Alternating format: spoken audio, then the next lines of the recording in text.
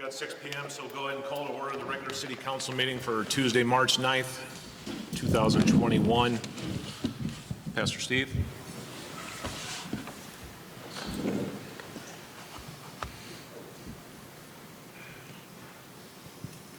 Let's bow together for a word of prayer. Our Heavenly Father, we come before you tonight, and Lord, we are divided over the issue of gambling, but we are united concerning our love for Geneseo and our desire to see this community succeed. And so, Lord, we come here in an attitude of humility, and Lord, it is our desire that we would express our ideas honestly, passionately.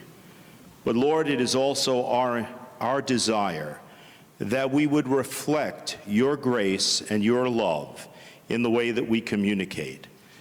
And so we commit this meeting to you. Lord, we thank you that our city leadership was willing to find for us a larger venue, an opportunity for us to sit comfortably, observe these proceedings, and an opportunity for us to come together as Geneseoans and share our hearts and minds. And so we commit this meeting to you, and I pray, Lord, for all of our aldermen, for all who are gathered here to do the business of Geneseo. And we pray, Lord, that we would not only do business, but that we would have a sharp eye on the future. For we pray in Jesus' name, amen. Amen. Amen. If we could all stand for the Pledge of Allegiance.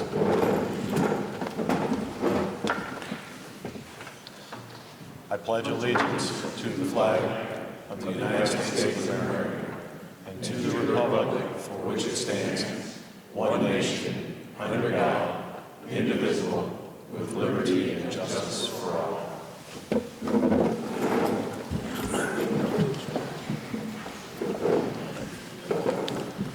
Brandon, roll call, please.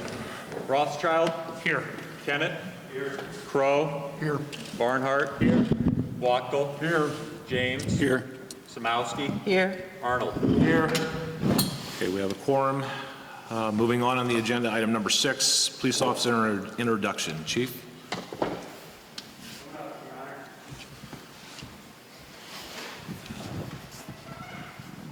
Thanks for letting us have this moment. I'd like to introduce everybody to Officer Jamie Shoemaker. Jamie, she is a lateral transfer that comes to us from Rock Island County after serving 6 years there. Jamie has a 19-year-old son that she is very proud of. He also golfs for Blackhawk College. Jamie has a significant other who is also in the serving line of work, Jesse Montez. He's also a graduate of J.D. Darnell, 1995 with me. She has a personal training certificate and is certified in sports nutrition. Jamie is also a trained hostage negotiator and brings the skills acquired from Rock Island County to the citizens of Geneseo. Jamie is excited to be working for the city of Geneseo and brings a servant's heart to the role and is looking forward to serve this community. So, Jamie, on behalf. you guys want to ask her any questions? I just wanted to briefly add on behalf of all the administration of the city of Geneseo and as a former member of the Geneseo Police Department, welcome not only to the department but also to the city, and we look forward to seeing you for many, many years. I think your experience is going to be invaluable to the city also. Looking forward to it. Yep. Our plan was to hire to retire, so. Yeah. Okay, moving on the agenda, item number 7, Chamber of Commerce report. Zach?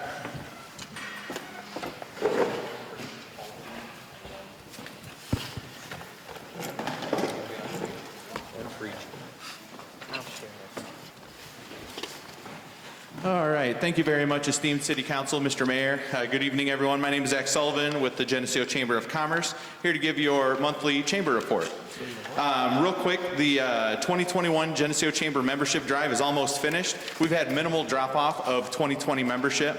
Currently, we have 181 members. We had 200 in 2020, and we're expecting to surpass that number in 2021.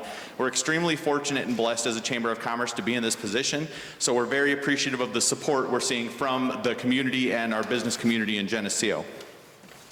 I'm happy to report 6 new members today. U.S. Cellular, which is going down in the Oakwood Avenue corridor in the strip mall next to Caffeine and Carbs and Great Revivalist Brew Lab. Geneseo Quick Lube, which is right there on Route 6, as well as Geneseo Superwash, also on Route 6, but the other end of town. Made for More Apparel, which is a new women's athletic apparel store that's going to be located downtown. Los Ranchitos Mexican Restaurant, we're happy to have them back on board, as well as Love's Truck Stop in Atkinson. We really appreciate their support and Love's support of what's going on regionally. We've had a great response from businesses this year, and we're very fortunate to have that support. Here's a quick chamber update, is that right now in regards to ribbon cuttings, we have 21 on deck, 21 ribbon cuttings in 2021.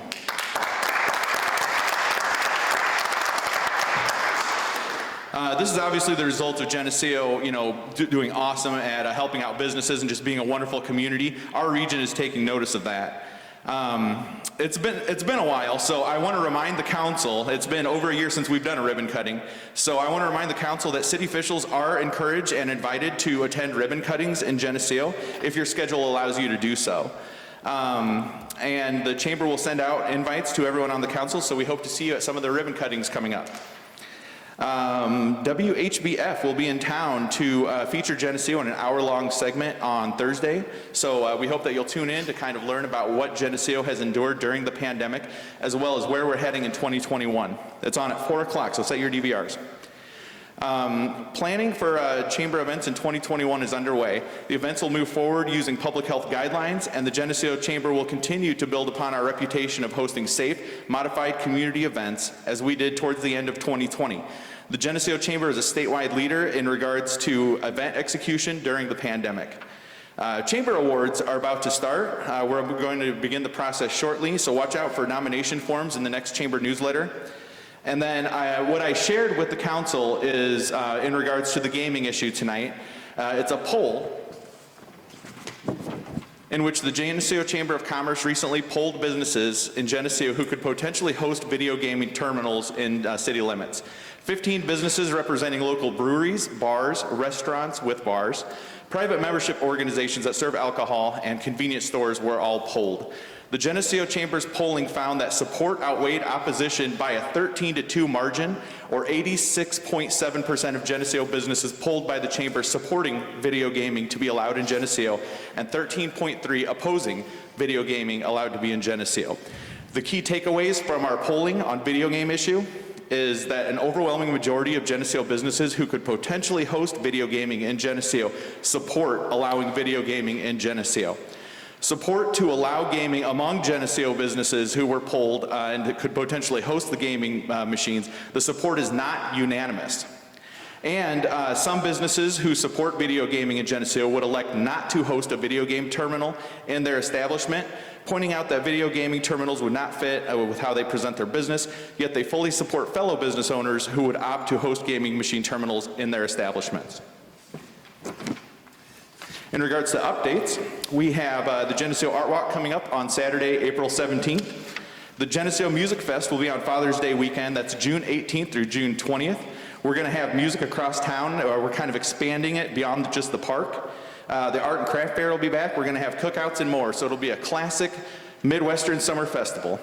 And then the 15th Annual Trains, Planes, and Automobiles Festival was announced today. It will be held September 9th through 11th, 2021, with the car show being held on Saturday, September 11th, 2021.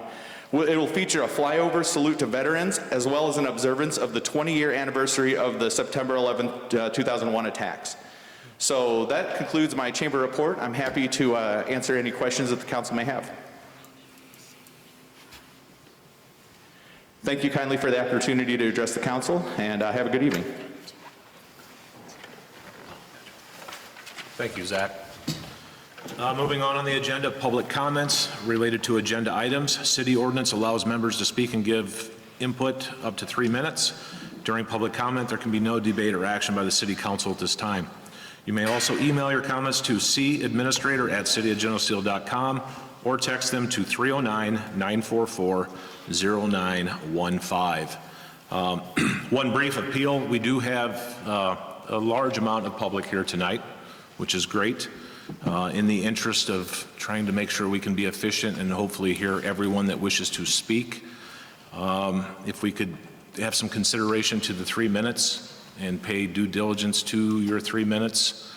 Also, if any groups would choose to speak with the representation of a speaker and numerous people stand up at that time, I've been advised that we could give 5 minutes to that group that was being addressed by their speaker. So with that, we'll go ahead and open it with public comments. Mr. Ritter?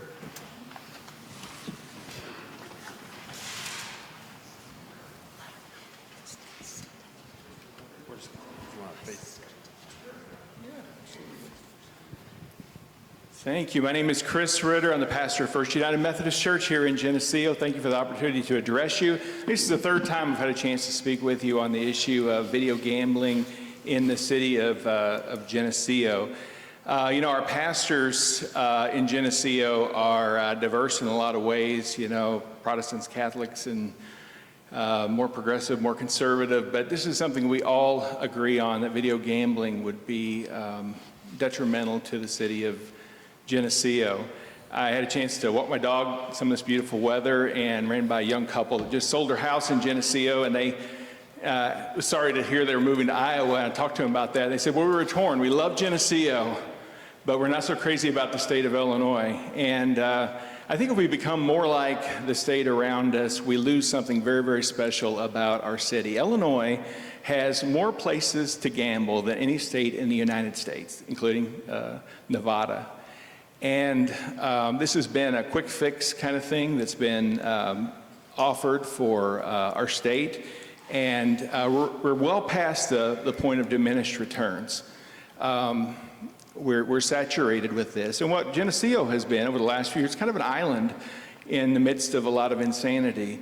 And I think the best thing that we have as a community is our family atmosphere, it's a great place to raise a family, a great place to reflect our values. And there's a reason why gambling has a negative association. Of course, we all see the advertising and stuff in other communities that kind of looks seedy. But it's also, there's strong association with corruption and gambling. I have an NPR article in my hand, the state of Illinois seeking $5 million from the leading manufacturer of video gaming machines because of seedy dealings in the community. I'm happy to share a copy with anybody that wants it. So I hope that we take the bigger picture. I think we have much more to lose than we have to gain by allowing this to be the greatest expansion of gambling in our city's history. And I hope we take the big picture in mind. Thank you for the opportunity to address you tonight. Thank you. Thanks, Chris. Ryan Shannon.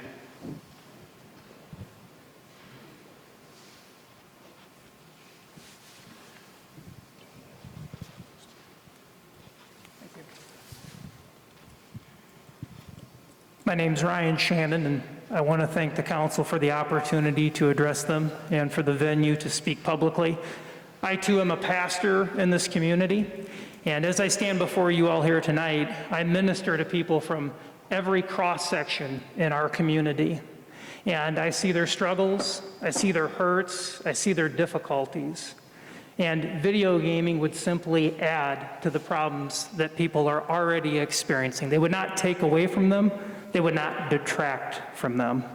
And not only from a pastoral perspective, but as a longtime citizen of Geneseo, I don't see the benefit to video gaming in a monetary sense, an emotional sense, or a spiritual sense. Thank you.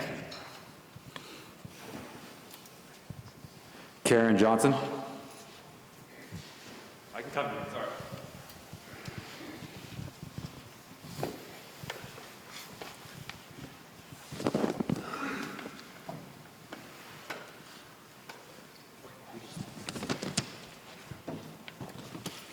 I'm Karen Johnson, Ward 2, and Deanna is signed up from Ward 4 right after me. If my voice gives out, she's going to finish our statement. So the gaming decision is not totally about money. It's not about legislating morality. This decision is about the type of town that we, the members of this community, want. This community has voted no twice previously on this issue of allowing gambling into this town, and yet here we are again. Only this time, you tried to sneak it in without being sure that the community was informed as to the choices being made. It's arrogant to think that we can make better decisions, that you as a council can, than members of your community. Once gambling interests get their foot in the door with a few video gambling machines, do you actually believe they will be content with the few machines in the bars? That would be naive to assume from my perspective. You say you did a survey of those who have an interest in gaming, yet you reported that you surveyed businesses. Where are the statistics from the community that you serve? Are you listening to your public? It's very disrespecting if their preferences are ignored. Let's talk numbers, since that is what I heard previously. You quote that one community made $900,000 from their video gambling. I believe that took 9 years and 177 machines, is my understanding. And at face value, those numbers sound good until you do your math. Let's use round numbers to keep it simple. If the city gets 5% of the profits and they made $900,000, that means the people of that community had to lose $18 million for the city to get $900,000. Of that $18 million, the city, of course, received their $900,000. The local businesses in that 9-year period received $5 million, and the state and gaming interests received $12 million. That was with 177 machines over 9 years. But the people lost $18 million. The whole concept seems inequitable to me. Where did those millions come from? Have you traveled to any neighboring towns to play their video gaming machines and shop while you're there, have dinner and a drink at the local bar? It's a pretty safe guess that most of it came from their local community. Could they afford it? The members of their community just handed over $12 million of their hard-earned money to the state and the owners of the gambling machines. You may not legislate morality, but you make a moral decision every time you vote. This is about what is right and what is fair to individuals living in the town. So don't say you don't legislate morality, it just isn't true. Let's break down those numbers and apply it to what you are proposing. Here's what we find. The city brings in only $560 per machine per year. Right. The first number I heard was 15 machines will make $8,400 for the city per year. Is that worth it? No, it's not. The money doesn't make sense. Is there something else about it that makes sense? I ask you to vote no, and those of us who support this that we're talking about, but vote no to this proposal. It has too many negative components and consequences for very little value received, and at this time is not supported by your community. Thank you for the opportunity. Deanna? Oh, sorry. Bill?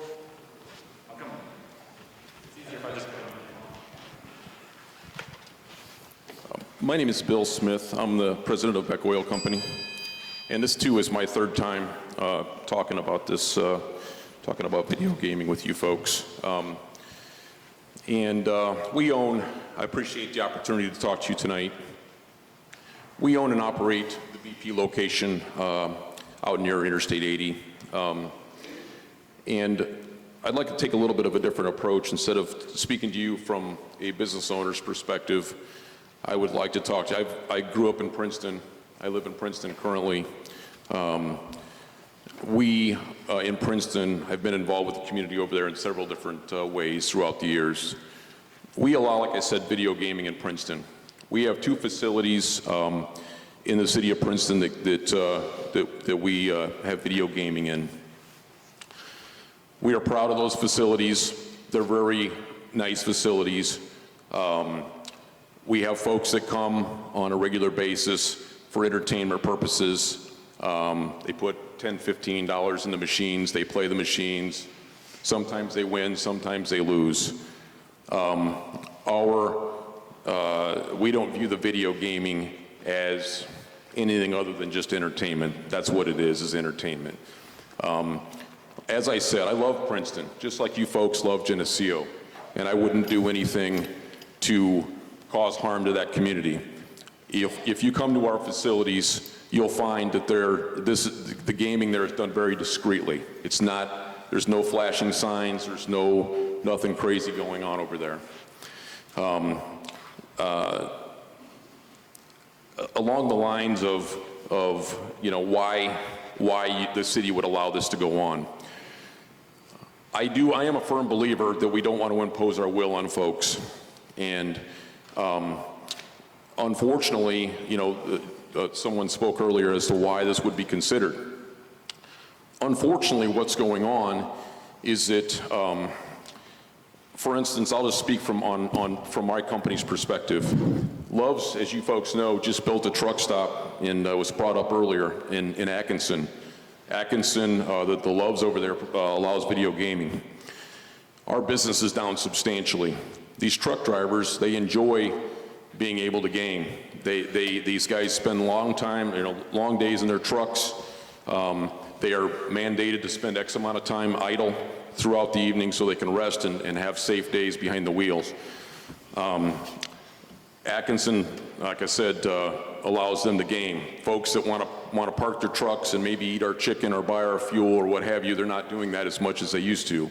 Why? Because they can go down the interstate a couple of miles, park at the Love's down there, they can do their video gaming, they can buy their chicken, they can buy their fuel, etc. So that's cost us a great deal of business. Also, as we worked on this before, the bar owners, and I've heard this several times, we have 16 other locations throughout the state. We have 2 other ones that we're building right now, and we've applied for gaming consideration at those communities and have been blessed to be able to do that. But as I've traveled around, I'll try to keep this quick. I'm sorry. A lot of folks are like, we'd like to go to Geneseo and grab a burger and a beer or what have you, and maybe one or the other of you would like to play video games. Well, they can't do it. They're not here. So what happens? They go to Atkinson, they go to Silvis, they go to Kewanee, they go to the boat, they go someplace. They're still going to do it. Unfortunately, Geneseo is just not benefiting from it. I just wanted to speak my heart on this. You might think that I'm just here for the money. That's not it. Whatsoever.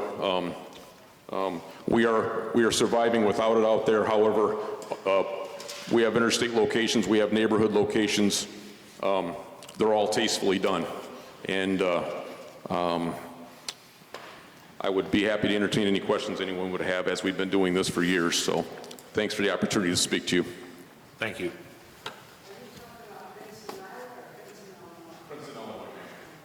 Yeah, we're approximately 35 miles to the east of here. Kathy, Alan?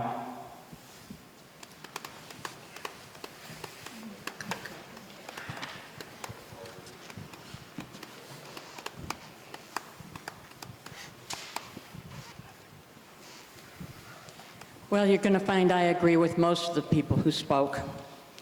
My husband and I have chosen this community twice.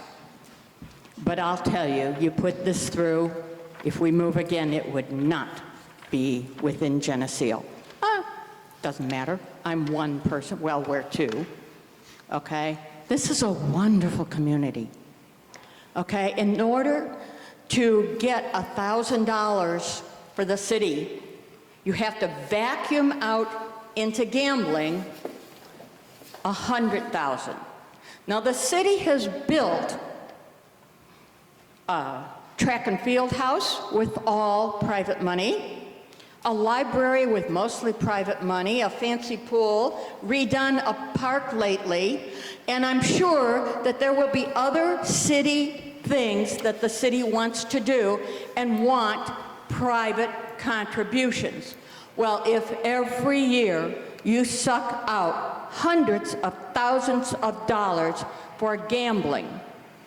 Who's going to contribute? Who's going to have the money to give to those things? Let alone these. This hurts the poor people most, because it's the poor and those who are having financial distress who are more likely to put money into the machines because maybe they might get something back. Well, I will tell you, in gambling, the house always, always wins. I will tell you briefly my gambling history. My mother lived in Las Vegas, Nevada. I had lunch with her one time at Caesar's Palace. I put a nickel in the nickel machine. I doubled my money. I got 2 nickels back. I put both nickels in the machine and I got nothing back. I looked around Caesar's Palace. Now, I'm not the smartest person in the room, I'm sure of that.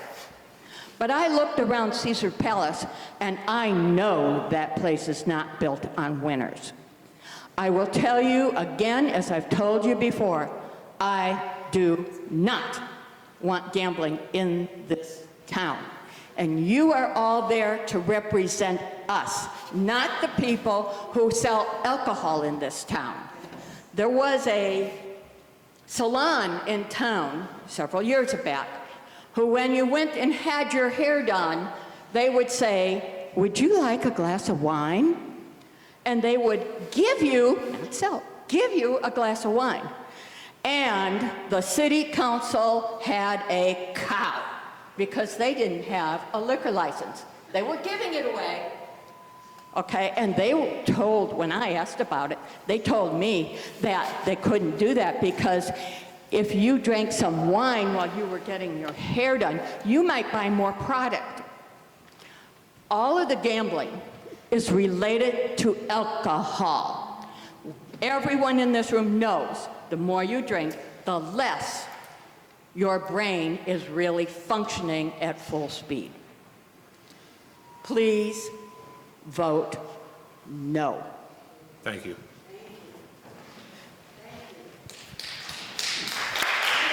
Gus Swanson.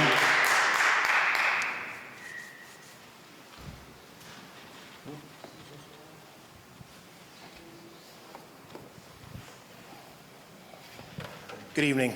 Thank you. Mr. Mayor, council members, thank you for my chance to speak. I was born and raised in this town. I'm proud of this community. You know, a couple years back, we adopted the motto, where the future grows. Let's grow that future, okay? I mean, people are standing here, I understand gambling's not good. How many's played office pools in the NCAA tournament? That's gambling, folks. I'm sorry. We could do a lot good with the money the city could earn from this. You put it to the infrastructure, put it towards our parks, our streets, our sidewalks. I have a 9-year-old daughter. I want her to grow up in this town and come back and be proud of this town, okay? People talk about how it's gonna put a dark cloud over the city. People are gonna look down on Geneseo. Anawan has it. They're a fine community. Fine people in Anawan. Cambridge has it. They are a fine community, okay? Nobody looks down on those communities. Let's do what's right. Let's get the businesses going, help them out. We have fine eating establishments here. People come to town for the music fest, for the Christmas walk. They're gonna eat at a place like Lehman's or Barney's or Ray Lynn's, and then they're gonna contribute and they're gonna play those machines if they wanna play them, or they don't have to play them. It's as simple as that. The Illinois State Lotto was established to help our children in schools. People buy lotto tickets. Well, if that's gambling, then let's get rid of the lotto tickets. Let's get rid of the lotto machines. Thank you.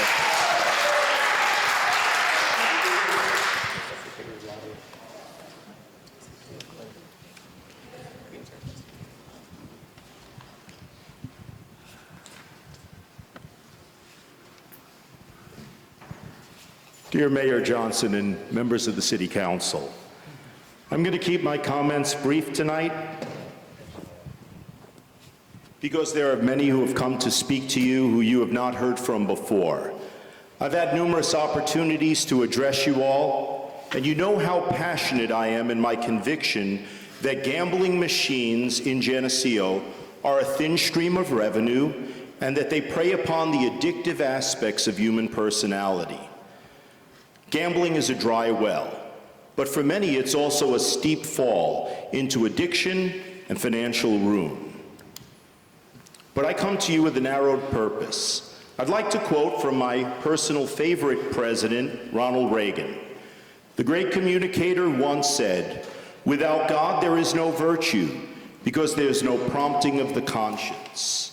And without God, democracy will not and cannot long endure. If we ever forget that we are one nation under God, then we will be a nation gone under." God is the strongest and only perfect voice of conscience. However, throughout the pages of the Bible, we see that God chooses to work through imperfect vessels. And I know this full well because I and my pastoral colleagues, we are imperfect vessels. Your role as alderman is different from our role as pastors. You are the voice of fiscal concern, and our role is to provide that prompting of conscience. We are here to remind you that not all revenue is good revenue.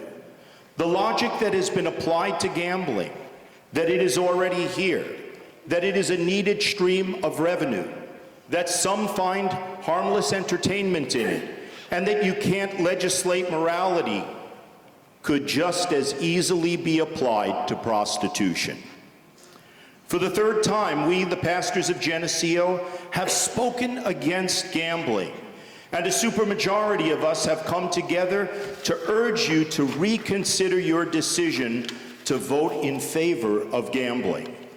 I have come to present you with a letter from 13 pastors in the Geneseo Ministerial Association, representing a broad sweep of church denominations. I also present you with signed petitions from many citizens of our city. In the past, our voice of conscience has been highly respected. This is a community that is filled with people of faith, people who vote their conscience. And I sincerely hope that you will listen closely as we, the pastors of Geneseo, seek to awaken your conscience to the grave dangers of gambling. And as we seek to remind you, despite some of what you've heard tonight, that it's not a game. I would like to read this very brief letter to the members of the City Council from the members of the Geneseo Ministerial Association. March 9th. The overwhelming majority of the members of the Geneseo Ministerial Association want you to know that we are united in support of maintaining a citywide ban on video gambling.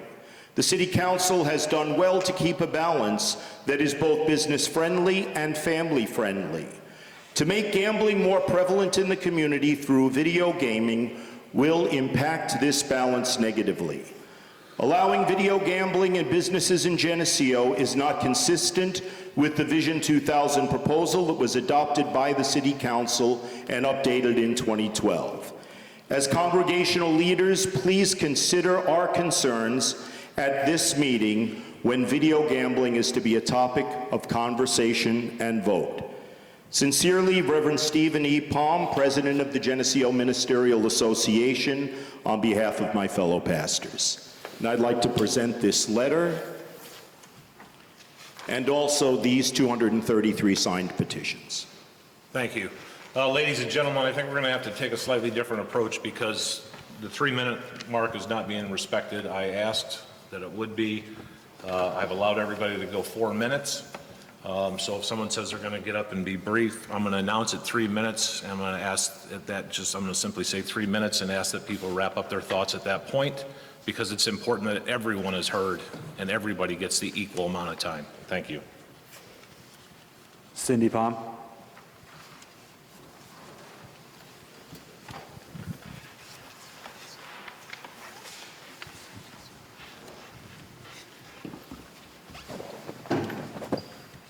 Good evening, Mayor Johnson and members of the council. My name is Cindy Palm, and I do live in Ward 4 of Geneseo. When we first moved to Geneseo almost 7 years ago now, I had checked out the website and loved reading the description of this little town. It boasted about summer ice cream socials in the park with different bands playing outdoors, a variety of parades, a town that decorates great for a Christmas walk, wonderful small stores for shopping. The town was actually compared to that of the television show Mayberry RFD. As a mom, and this is a mom's perspective, here we go, with 2 children who were a freshman and a junior entering high school at the time, I felt pretty good about our move here. Both of our children have embraced Geneseo, and my son talks one day about living here with a family of his own. When my children were into board games, my daughter always wanted to play until she won. And when we were in the video game stage, I remember my son wanting to beat every level. They spent hours mastering these skills, which in many ways were harmless. You see, games are fun, but they do have an addictive quality. Now we add money to play and money for a prize, and this can have a devastating result. I realize our world is changing, everything is always in motion, it's a part of life, but we must make choices that we will choose to do and the path we choose to walk on. Tonight, we are here to discuss if video gaming should be allowed in our small town. I grew up in Staten Island, New York. If asked to do something a little outlandish during my teen years, my parents would argue, if all of your friends were going to jump off the Brooklyn Bridge, would you follow? Just because video gaming, or I should say video gambling, is legal in the state of Illinois doesn't mean we must embrace it. Those who are going to gamble will find a way, as talked about in the last meeting. Saying yes to video gambling has risks. It can become an addiction. It can bring financial hardship to the person or persons or their families, awaken a need for more such gambling opportunities, cause depression, it can even cause anxiety. By having these systems in our bars and other locations approved by the council, we will be encouraging people to gamble. Many of these people will not realize the addictive quality of these games. At night, if I'm listening to a television show or catching the nightly news, I love to work on something. Usually it's solitaire on my iPad. Never once have I played just one game. You see, if I win, I want to see how long my winning streak is, and if I lose, I want to try to play until I win again. Thank goodness no money is being spent. So it is with much concern, especially for those of us with children who are now in their 20s, our 3 minutes. seniors, and everyone in between, that we don't have these machines in our beautiful small town. Saying no is not always easy, but I personally would not want to be the cause of anyone's moral downfall to close a budget gap. There must be other ways to close this gap that will not endanger the folks of our community. Thank you. Thank you. Mike Belvix.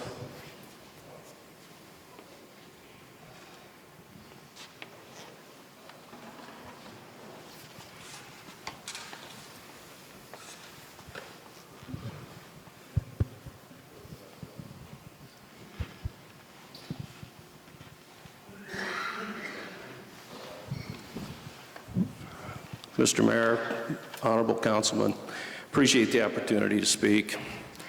One of the comments I always have is being an elected official is a thankless position. As a former alderman, mayor pro tem, we've been through a lot of conflicts, if you will. One big conflict was 1986. Of course, I was only 12 then. But there was a temperance league in town, anti-alcohol. And at that time, they didn't want to hand out any more liquor licenses or have the special single-day liquor license that we enjoy today for the various functions, from churches to events. City has them up at the park because they thought it was going to proliferate more alcohol consumption.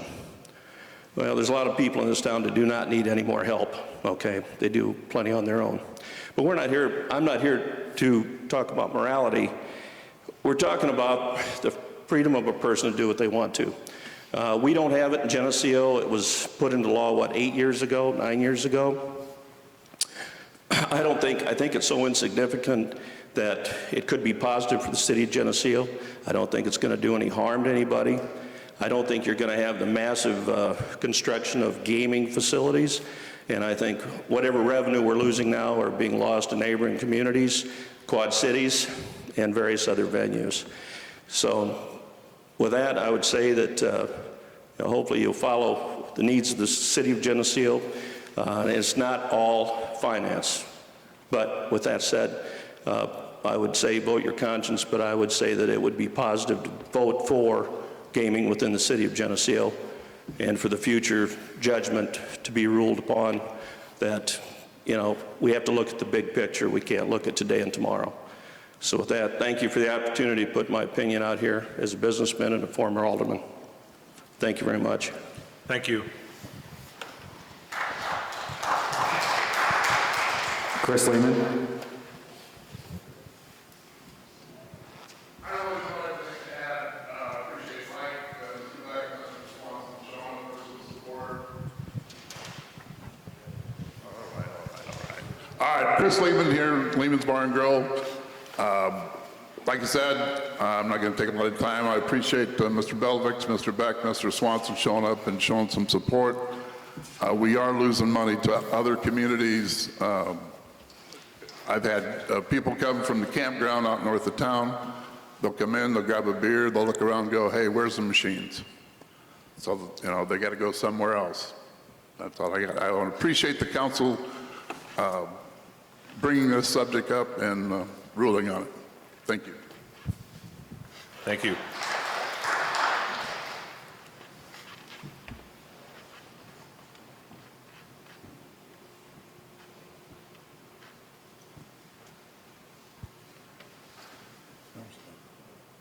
John C.I.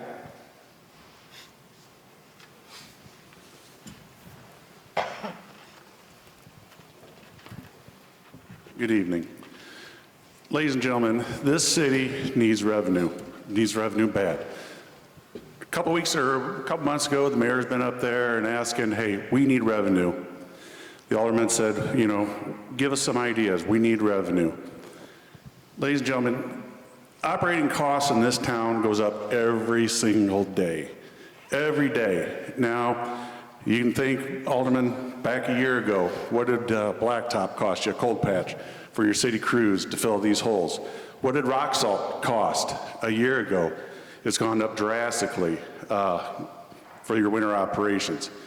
Diesel fuel has gone up drastically since January, okay?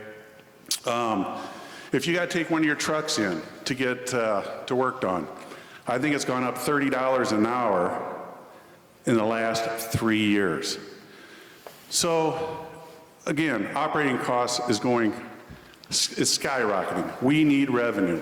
Now let's go back to these small businesses. These small businesses, these doors have been shut. Well, a year ago, the governor shut the doors on them. Where are they coming up with the revenue? They're fighting, they're trying to think of ways to make more money, to bring in revenue.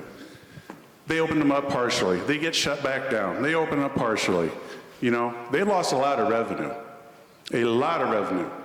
So, the state of Illinois, a year ago, they did the unthinkable. State of Illinois needs money. Yeah, we know they need money. But they did the unthinkable. They legalized marijuana, for God's sakes. There's 82 dispensaries in the state of Illinois right now. They're going to give 30 applications out to bring in more revenue. Who wants that? But, they're doing it for revenue. One of the biggest attractions in northern Illinois, biggest town, or one of the biggest attractions, town in northern Illinois is Galena. I'm sure everybody's been in Galena. I'm sure. Guess what? They're putting a dispensary in there. Why? To bring in revenue. All we're talking about is a few gaming machines. Is there an issue? Yeah, there is, to some people. But give it a couple months. I'm sure nobody's going to be thinking about it anymore. I'm for it. What's wrong with putting a little neon light in the front window? It says gaming. You can turn it on and off. Now, I don't agree. We do not need the flags like Kelowna had. I don't know if they have the flags anymore, but they were waving. We don't need the flags. You guys can come up with ways to, ordinances, I should say. What's a little light? Help these businesses out. We need revenue. Okay? So I guess that's all I've got to say is please support our small businesses, and please help out our town. Thanks. Thank you.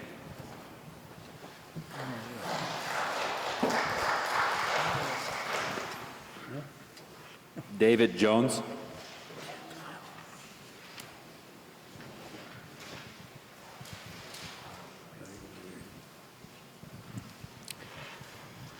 Hello, my name is David Jones, and I'm a near lifetime member of Geneseo area. Thank you for your opportunity to address the council.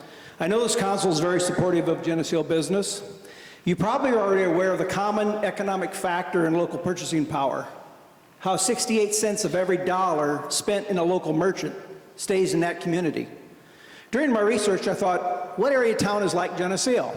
Interestingly enough, I picked Princeton, Illinois, came to mind. Both are about the same size, both are on Interstate 80, both have one truck stop, and both have a vibrant business district. Princeton has 20 active video gambling establishments with 101 machines as of right now due to my data harvesting. Since 2012, in over 30 establishments, some of them are no longer licensed, patrons have gambled, put cash into machines, $67 million. $67 million went into machines.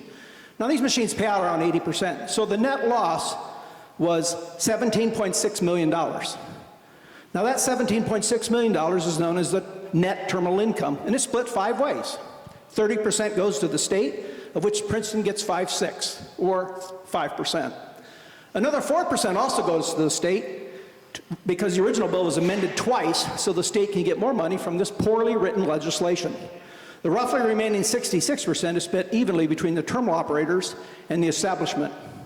So that $17.6 million resulted in the municipality of Princeton receiving $881,000, while the establishments received $6.1 million. The total dollars that remained in Princeton was about $7 million. But the city of Princeton and the merchants are the real big losers.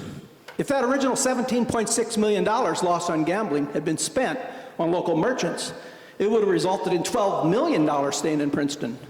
So $5 million walked out the door, would have been spent in grocery stores, barbershops, clothing stores, accountants, and other merchants, like bike shops. Princeton and nearly every other municipality in Illinois hasn't won in video gambling. They have lost, in fact, millions of dollars that would have remained in their communities. It would have been interesting to know what the chamber members that aren't eligible for gambling would have thought about that in the recent survey we heard. So for business owners in the audience, you need to understand that the Illinois law is way undertaxed. According to ProPublica Illinois, the law was written by the gaming operators and favored themselves with only a 30% tax. The Oregon state tax is 73%, Pennsylvania 52%, South Dakota and West Virginia 50%. Illinois has increased their tax rate from 30 to 33% in 2019, and then to 34% in 2020. In 2020, while not increasing the municipality portion at all. This increase comes directly from the terminal operators. 3 minutes. And the establishment revenue. And I can't predict the future, but the way Illinois increases tax rates, I would expect your revenues to go down in the future. So we don't need more video gambling machines in Illinois. We already heard you have more than anywhere else in the nation. We have 37,000 in the state of Illinois and 7,300 establishments, even more than in Nevada. I implore you to rethink and reconsider the long-term loss for Geneseo for what appears to be a short-term gain. Thank you.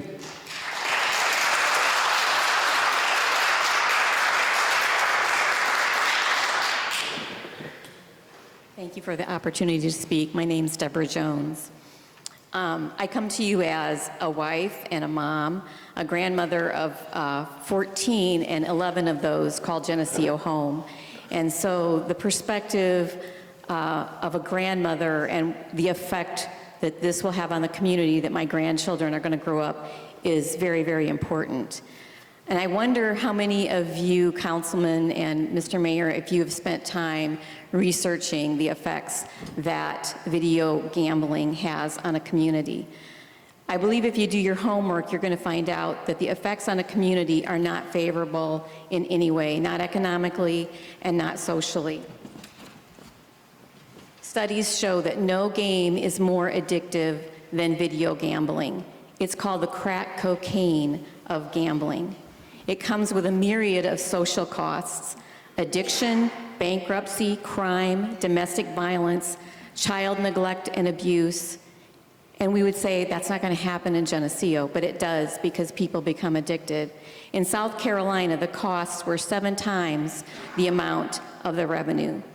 Nearly 1 new problem gambler is added for each video gambling machine in a community, and the average cost to a society is $13,586 for each pathological gambler.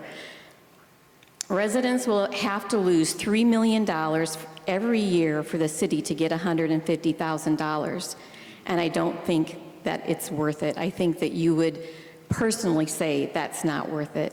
Video gambling impacts the entire community, whether you gamble or not. It's across the board. Virtually all pathological gamblers commit crimes, according to the U.S. International Gambling Report. Our state continues to bleed residents, and people are leaving Illinois at an unprecedented rate. If we say we need to evolve to be like other communities, I'd like to challenge that mindset. By evolving, we become like the other communities, and we'll end up being one of the statistics represented in these 8 pages of crimes in Illinois that are attributed specifically to video gambling. And it's not just in the large communities, it's not just Chicago and Rockford, it's Moline and smaller communities that are similar to Geneseo. Geneseo talks about evolving, but I think that we should be proud to be the one community that stands out. Geneseo has always taken pride in being different. That's always been what draws people here. So let's not jeopardize that and become like everyone else. Let's be proud to be different and remain an oasis in a state that's driving its citizens away. I applaud what Mr. Johnson told us about 21 new businesses coming, and I would hope that's where our revenue would come from rather than gambling. Thank you. Brad Connor.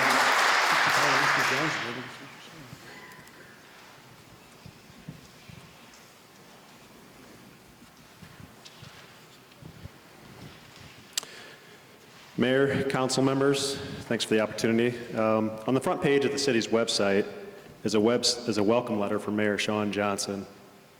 If you allow me to read it, it says, "Welcome to Geneseo. As Mayor of Geneseo, it is my pleasure to be the first to welcome you to our great city so that so many people love to call home. For me, it was important to include my family in a welcome photo because family is a core principle in what makes Geneseo such a wonderful community. Many residents and their families have made Geneseo their home for generations. We looked after our friends and our neighbors because we are all one family, and that family is called Geneseo. So if you are a new citizen of Geneseo, let me say thank you for choosing Geneseo as your new community, and welcome to the family. And when exploring our beautiful city, I think you will quickly feel part of and be welcomed as family. Take a drive around, experience our amenities, and I think you will see why Geneseo is a family of one where people want to live, work, and play. Sincerely, Mayor Sean Johnson." This is an encouraging statement from the mayor, thank you, about family being a core value of our community. I couldn't agree more. But let's be honest, this is a lot about money. We get it. Local establishments are looking for revenue. The city is seeking more revenue. That's capitalism. That's trying to be good stewards of the city budget. We get it. But some things are more important than money. Second, gambling is inherently bad. It's designed to manipulate our behavior, not that different from pornography or Facebook, even to the point of addiction. Many of us may not have a problem with it, but many do. It is a trap, and when that happens, it becomes a problem for all of us. Why would we do that to ourselves, our friends, and our neighbors? Just because we can doesn't mean we should. Ultimately, gambling works against the family in our community. Think about the collateral damage in our homes due to the screens and how many hours of quality relationship time with each other is lost because someone in your family chooses a screen, whether it be Facebook, the TV, social media, or video games over each other. Think about the collateral damage in our community from a year of COVID restrictions that served to isolate us from each other. And now we're talking about introducing something else that not only isolates us, but wastes time and money. There is no scenario where our family community is served well by this. As the family goes, so goes the nation. My encouragement to Mayor Johnson and the rest of the council members on this: 1, please strive for a better solution, because some things are more important than money. 2, lead well in this moment. Just because we can doesn't mean we should. And 3, stay true to your stated core values. As the family goes, so goes the nation. 10, 20, 30 years from now, let it be said of you by your daughters and sons, granddaughters and grandsons, that you were thinking of them in these times instead of trying to grow revenue. You were trying to grow a great future for them here in our family community of Geneseo. Thanks for your time.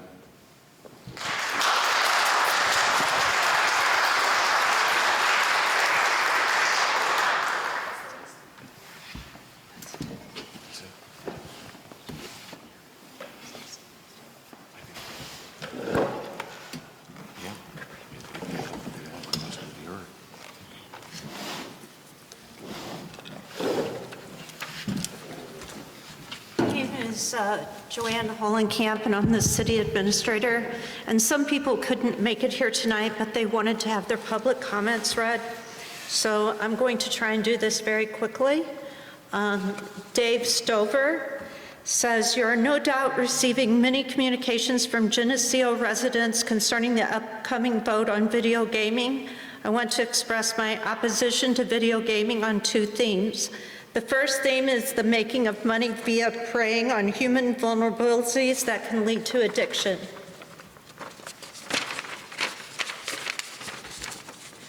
Gambling addiction doesn't have the observable impairments that drugs and alcohols have. It is a stealth addiction. The other theme that I want to express is the repeated attempts, 3rd time, to bring this up, to avoid in the void of something, quote, big, that will actually complete the city's financial situation. Video gaming income just will not have the size to fix the problem. The Geneseo is on exit 19 of the interstate and just a few miles from Iowa. From a business perspective, you appear to have these close votes, and gosh, that could also happen to someone as a prospective business. And as a business can just go down the road a little to a different business environment in Iowa. From this theme, you need to look and talk like you are in the, quote, big game. Please wrap this up and get back to something with the size to fix the problem. I want to thank you for your investment in time and effort. The agenda packets are routinely over 100 pages, and that has taken time to understand. Forgive me if I pronounce names incorrect. Glenn Kluge. Joanne, I am writing to express my strong opposition to the proposal to bring slot machines into Geneseo. We have no need for slot machine gambling in Geneseo. I am shocked that this is being considered yet again. Are we that desperate for income? Are we so hungry for a few extra $1,000 to roll into the city coffers that we're willing to become harlots? Is this what we want our kids to see when they walk or ride through town? I demand that the city council serve their constituents. I demand that slot machines are not allowed in Geneseo. I demand that this issue is put to rest for good. Mr. and Mrs.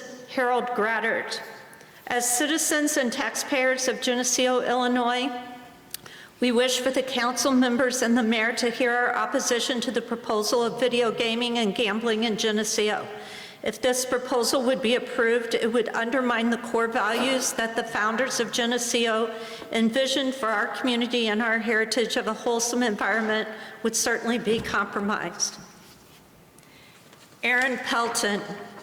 My name is Aaron Pelton, and I live by Milliken Elementary School.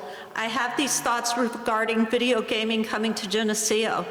Money spent on video gaming is finite money that can only be spent once. In a nearby city, Galesburg, the second spend after groceries in the entire city is gaming. This may not include car purchases. The second leading spend is not spent at other businesses in the city by these residents. So question may be, so what? I am free to do what I wish. It's my money, leave me alone. And that is where I have the personal comment below. I started investing in 2010 in mutual fund savings as much as in IRAs, etc. In the process, with some of the earnings, I've bought 3 houses, paying off each one, and then buying the next one until finally we moved right into Geneseo from Wolf Road and paid off this home in 2017. This was such a great hobby. I thought, this works, I have a skill, so I started buying stocks. Broke even for 2 years, no harm, no foul, it's just earnings. I thought if I could ever quit work, I could live on such a practice if paid attention during market hours. I considered quitting my job. Luckily, my wife said no. Last January, I read about COVID in China and put my funds in an inverse index funds. Pandemic came to the US. They doubled in value. Fed made changes back to even in a week. I started working from home. We thought of a bathroom remodel. I pulled $25,000 from 401k as a loan. We got quotes and waited.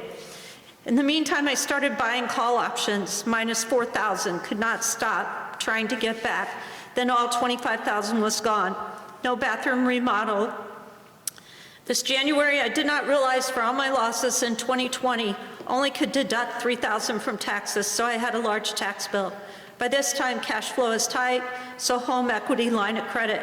Now I'm thinking of investing part of that line of credit. I tell myself the key is to sell calls and puts. Always some new technique that will work if I try this one last time, right? To me, now this looks like an addiction and getting out of control. Friends say I'm gambling. I say I'm trading stocks with earnings. Well, that's not true anymore, and it does not matter what I call it. It's hurting me and my family. So video gaming. Are there folks from here already doing this in other cities? Probably. But what about folks like me who have not yet started and now try something new, come back and try, and 3 or 4 years later have an addiction like mine? Can we help them now by not bringing this within walking distance or a 3-minute car ride? This is one of the questions to answer while making this decision. David McIntyre. We're in Arizona and cannot be at the meeting request that you read this to the council. Couple spins of the wheel may seem like an innocent little fun thing to do, but to some the allure of a quick buck is a dream they cannot walk away from. Geneseo is a proud city and supports our people when need arises, and today we believe need has once again rose to that level. Therefore, I ask each council member to stand firmly until this issue, not on our watch, will we allow this to happen in our city. Rita Ford. Please do not encourage gambling in Geneseo. The far-reaching negative effect on families reaches generations to come. Thank you, and I feel you will do the right thing. Kevin Diskra. We were very disappointed when we learned that video gambling was approved at last week's Committee of the Whole meeting, and will go forward for a vote at the City Council meeting on March 9th. We don't believe that this was the right decision for Geneseo. It's not the proper image that we want to project for our city, that of a wholesome and family-friendly community. That is an excellent place to raise a family. That is what Geneseo has always prided itself for, and is the very reason we choose Geneseo as our home 27 years ago when moving due to a job transfer. We believe that there will be many unintended and negative social consequences if this gets final approval. The allure of gambling preys on those least likely to be able to afford it. The main proponents of video gaming is that people are going to other towns to gamble and our local businesses are losing money. Why not let them eat, drink, and gamble here? We concede that some people are probably going outside of town to gamble. However, the negative addiction, personal finance problems, etc., far outweigh any positive dollars. These negatives can develop into even larger issues like broken marriages and depression. Some people, we can't stop people from going elsewhere if they want to gamble, but we don't need to make it easy for those who don't by putting the temptation right in front of them when they visit their favorite local establishment when all they want is a drink and a burger. Has anyone thought that maybe some people may stop going to local businesses if they have video gaming? We respectfully ask that those of you who voted in favor of video gambling last week would reconsider and change your vote. We thank those who voted against it and hope your opposition will continue at next week's meeting. This one is really long, so I'm going to paraphrase because I'll be here probably 10 minutes. It's from Tony Hawkins. He says, first, thank you for serving our community on City Council. Especially, I appreciate the board can debate, disagree, and yet make thoughtful decisions like the issue you face now.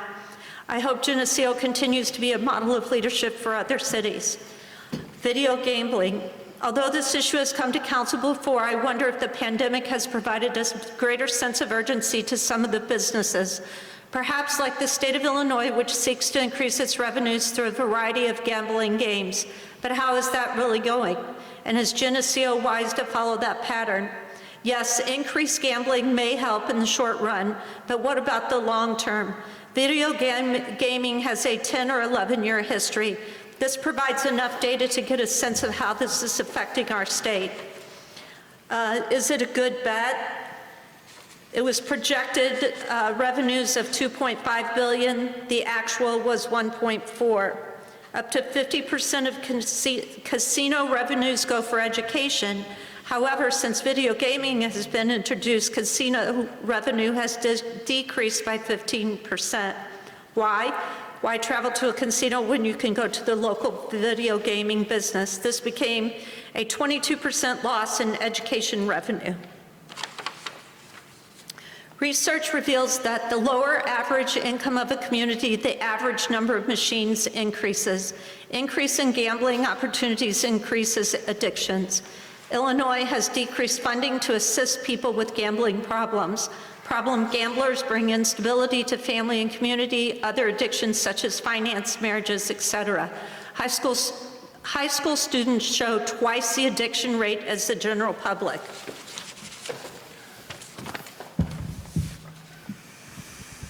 Barb Miller. I am upset by the city's continued attempts to tax the people of this town, in this instance by the proposal to approve video gambling. For indeed, approving video gaming is just another tax, I'll bet, an indirect tax on our citizens, and is one that affects the young and the poor members of our society disproportionately higher than others. Further, it is just another anti-family move that does not support the values most of us hold dear and will disparage the reputation of this town. And if I understand correctly, if approved, video gambling can never be removed. If this is the case, the city needs to think very carefully about the approval of video gaming, especially in the light of the Senate's passage this past weekend of the $1.9 trillion stimulus package. Contained within that package is money that local Illinois governments will be receiving to avoid dramatic budget cuts. It is estimated that $3.2 billion in state and local funding will be made available for Illinois. The bill provides an estimated $7.5 billion for the state and $5.5 billion for Illinois locals. And there is around $5 billion for Illinois K through 12 schools. I am aware that the bill must go back to the House of Representatives for reconciliation, but I do not believe the state and local money in the bill will be diminished. Additionally, there have been multiple federal forgivable loans provided for businesses impacted by the pandemic that surely Geneseo businesses took advantage of when they were offered. Because of this federal money on the horizon, it is my belief you should not need to approve video gaming in this town. It goes against the belief system most of us have. Hope Custer.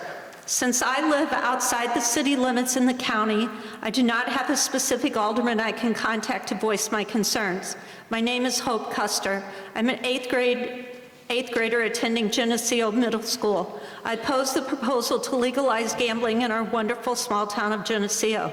Having legalized gambling wouldn't be an unnecessary blow to the respectable reputation we have of Geneseo being a safe, family-friendly small town.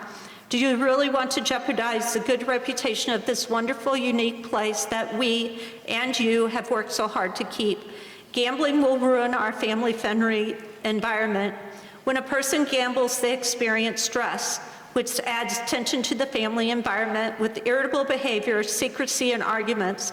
Calls from creditors and bill collectors erode relationships. Financial strains impact all family members, and strained relationships make the experience difficult for even extended family members, friends, and colleagues. She's citing Skyward Recovery. The effect of legalized gambling will have negative effects on our community, both financially and relationally. Studies have shown that billions of dollars are lost each year to gambling addictions. This problem is far-reaching and could cause individuals to panic and act in ways they would not normally behave.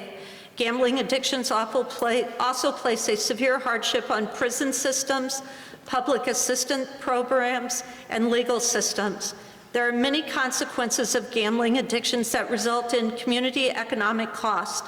Some community-wide gambling addiction dangers include increased rates of unemployment, bankruptcy, fraud, check forgery, forced home sales, increased alcohol and drug abuse, and poor mental and physical health of individuals and families. With gambling easily accessible, it will affect our community overall. Gambling adds to the day-by-day stress of people's lives, and stress without being properly managed can affect both the gambler and the lives of everyone around them. This could raise tensions in the entire community, making it a place to be anxious about instead of feeling safe and secure as we are now. Gambling is not just about tax revenue. There are negative consequences you cannot pretend do not exist or are offset by the lure of, quote, easy dollar. This is our chance and your chance as a council to make the smart move and stop this gambling proposal before it does serious damage to our wonderful, respectable, family-friendly community in Geneseo. Judy Lewinsky. I love our town of Geneseo and believe we are a family-focused place. Gambling is not a family-focused activity and would respectfully request it not be approved for Geneseo. Thank you. Did Brad Kreiner already go? Okay, thank you. Dan Pearson. Hi folks, thanks for your leadership in our great community. I kept hesitating but feel prompted to express some thoughts from a person who is truly a product of the Geneseo community in so many ways. Losing my dad to cancer at age 9 certainly was a game changer for me. Dad was an amazing community guy, but so were his countless friends who served in Geneseo through his former business, sports, church, and just a routine life in Geneseo. I am thankful.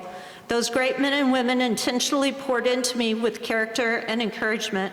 I believe they moved me along life's path to become something I never thought would happen, having a 29-year career in sports broadcasting and currently serving full-time in the FCA ministry. Without them, I'm not sure where I would be. One of my favorite proverbs states, "There is a way that seems right to a man, but in the end, it leads to death." I think it can mean death in the literal sense, but also the death blessings, the death of true success, integrity, serving, and enriching, fulfilling life. My son-in-law played on Bradley University's greatest soccer team, advancing to the NCAA Division I Elite Eight, defeating major powers along the way. But days before the season began, there was a tragedy, the death of a player. A handful of players didn't realize that, quote, "There's a way that seems right to man, but in the end leads to death." That first, second, third, 10th beer seemed right in that night of partying. After that 10th beer, it seemed right to shoot fireworks under their teammate's locked door, engulfing his room and killing their teammate. It led to death. How does this fit in with video gaming? As someone who has been in the middle of the teen culture for nearly 40 years, I view that video gaming seems like a great way to bring in revenue, but in the big picture, it could lead to the death of character. Being wise stewards of money, strong citizens for our future adults. Throughout my life, saying no to choices that seemed right kept the most important things alive and thriving, from family to career and yes to community.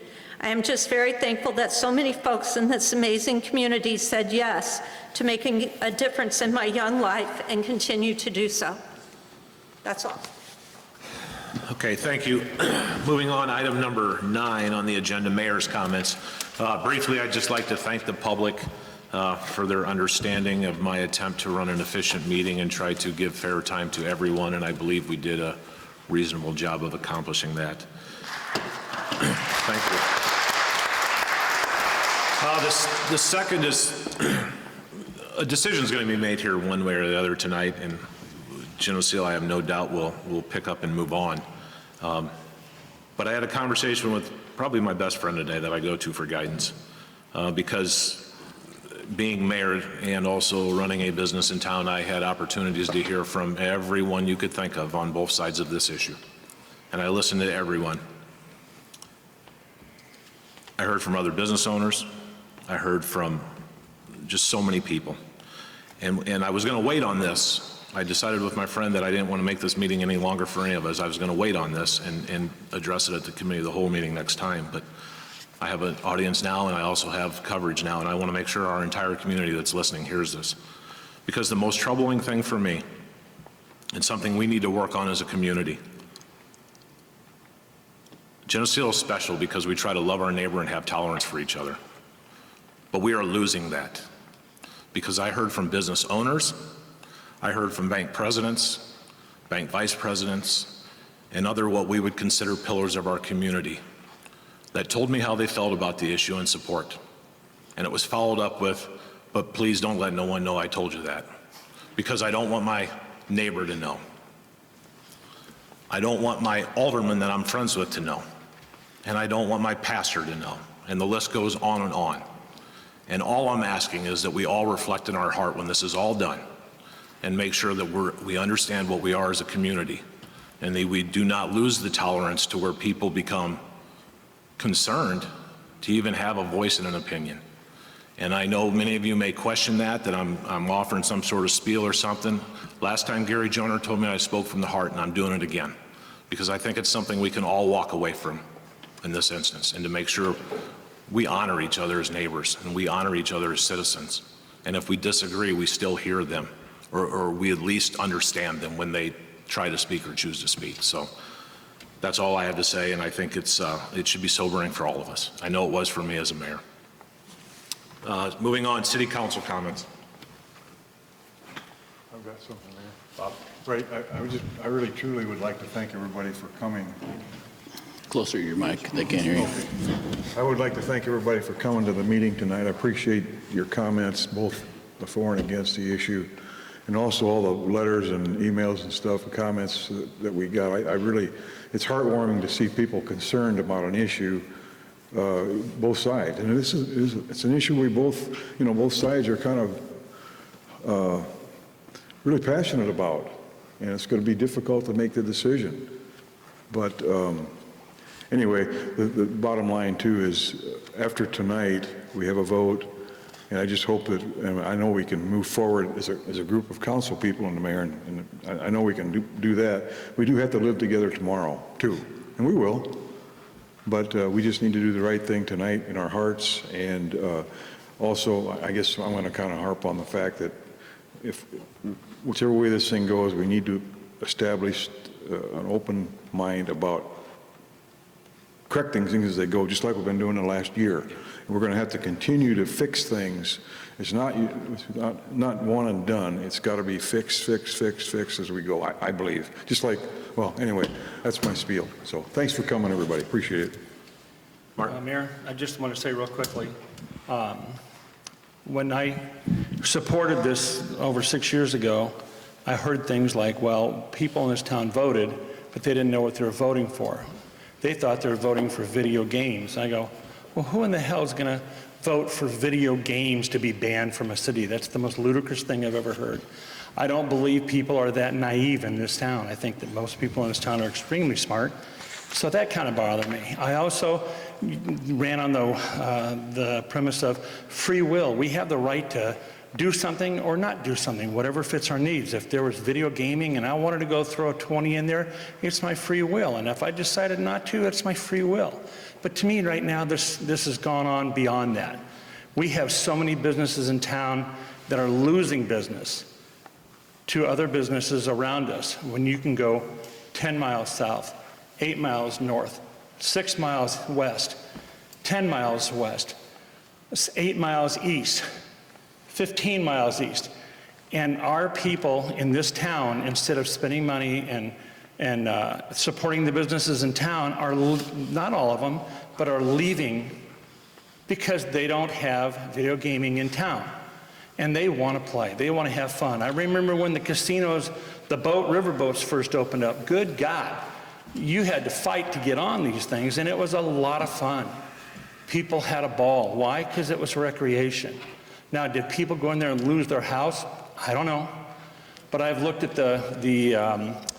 I've looked at the data that says that people with addictive gambling don't put 20 bucks in a video game. They go to the casino, because at the casino they keep track. They have a card. They know how much they put in, and if they were to, for example, if they won $2,000, they can offset that by what they lost, and they have that record of it. We don't have that with the video gaming because it's not that big of a deal. So these are things that make me go, I want to keep business in town. I want to support people in town. The last thing I want to do is have a sign as people leave this town and go, did you buy everything for your family here in Geneseo? Did you support Geneseo by buying everything? Your car, your refrigerator, your TV, your clothing? I mean, that's kind of silly. But that's kind of what we're sitting back going, I don't want to see business leave this town because somebody can drive 8 miles and have fun. They can eat, they can drink, they can throw a $1 bill or a $20 bill in a gaming machine. I think to me, that's the bad part. I was talking with Pastor Palm, who I have the utmost respect for. I said, alcohol destroys more families than video gaming. Yet guess where we find alcohol? At every single gas station, at the Walgreens, at Walmart, at the grocery store. It's there. Now, when you walk into a grocery store and go, I'm not going to shop here because they sell beer, or I'm not going to gas my car up because they sell beer, is that not kind of ludicrous? Of course you're going to go in there and get your gas, and you're going to get your groceries. I will. I don't think people driving by this town are going to go, oh my God, that's Geneseo. They have video gaming. It doesn't work that way. When we also have an overpreponderance of our business owners supporting this, that tells me something. This is a capitalistic society. The business is there to make money. That's all there is. They're there to make money. And they're losing business to people out on Wolf Road. And if you go to the place on Wolf Road, and I see it busy there all the time, I will bet you 80 to 90% of those people are from Geneseo.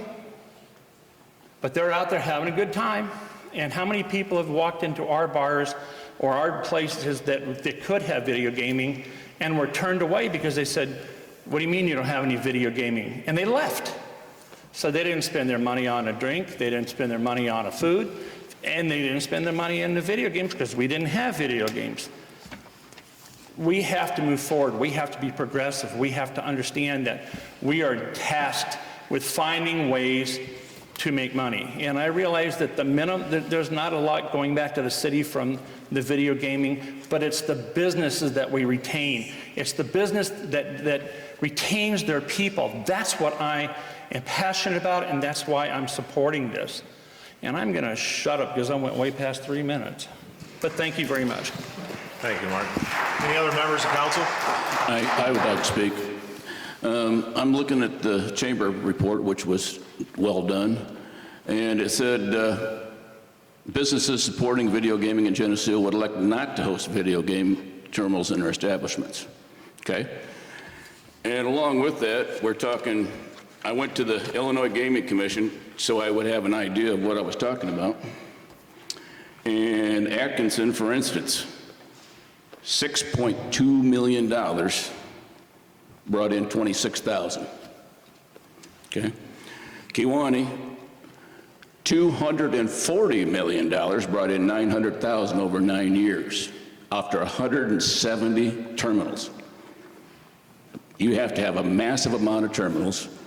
I'm not going to make any bones about it. I'm not for this. I think the negatives outweigh the positives. And in retrospect, looking and listening to the people here, I would have to say probably 90% of the people out there are not for this. And if we're listening to the the constituents that voted us in, then I don't see how this is a viable option.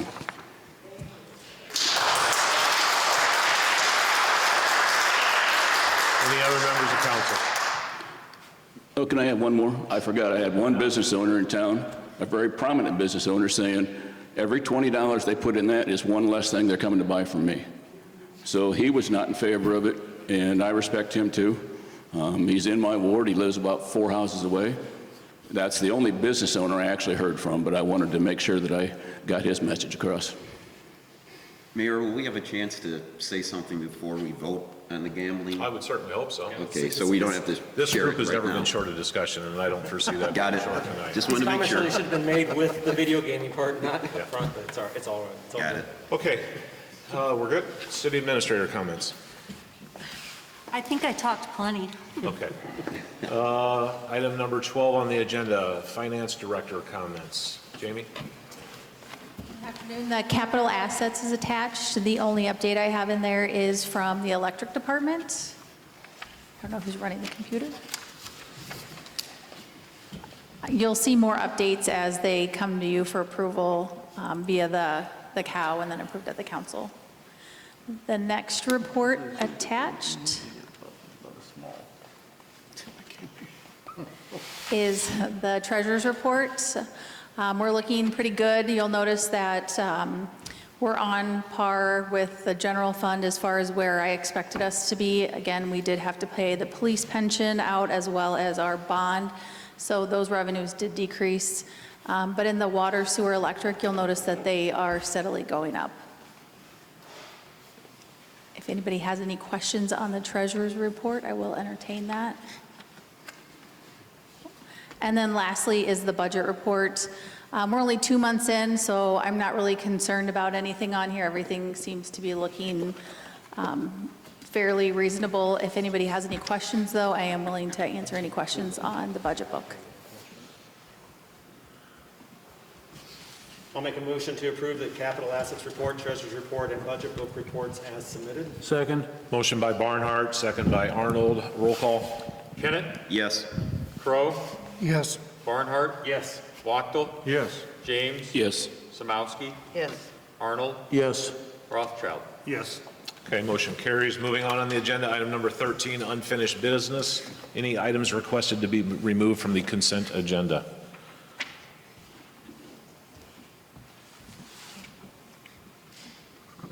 Last call. Okay, moving on to the agenda, item 14, the consent agenda. 14.1, approval of previous city council minutes, February 9th, approval of previous minutes, committee of the whole. This is item 14.2, February 23rd. 14.3, consideration of resolution R-21-02, approving carryover expenses from fiscal year 2020-2 to 2021 concerning the Ash Street Lift Station, Northeast Drainage, Control Panel, and East Iron Removal Plant, and hydraulic jackhammer. 14.4, consideration of purchase of a John Deere riding mower for the park. 14.5, consideration of legal review of the Code of Ordinances through Muni Code. 14.6, consideration of ordinance O-21-03, eliminating red door tags for past due payments. Item 14.7, consideration of yard waste disposal contract extension for 2 years and reduction in sticker costs. That's it. Make a motion to approve using the omnibus method and to approve items 15.1 to 15.8. 14.1 to 14.8. 14.8. Second. Motion by Barnhart, second by Arnold. Roll call. Crow? Yes. Barnhart? Yes. Wachtel? Yes. James? Yes. Samowski? Yes. Arnold? Yes. Rothschild? Yes. Kennett? Yes. Okay. Can I make a quick comment? Sure, Bob. Just a quick comment for the audience in that we've already discussed all these items in the committee the whole meeting. That's why we go through them so quickly now. They're just formally approved tonight. So it looks, like we're not discussing them, but we actually have already done that. So that's why it looks a little quick, but we've done it.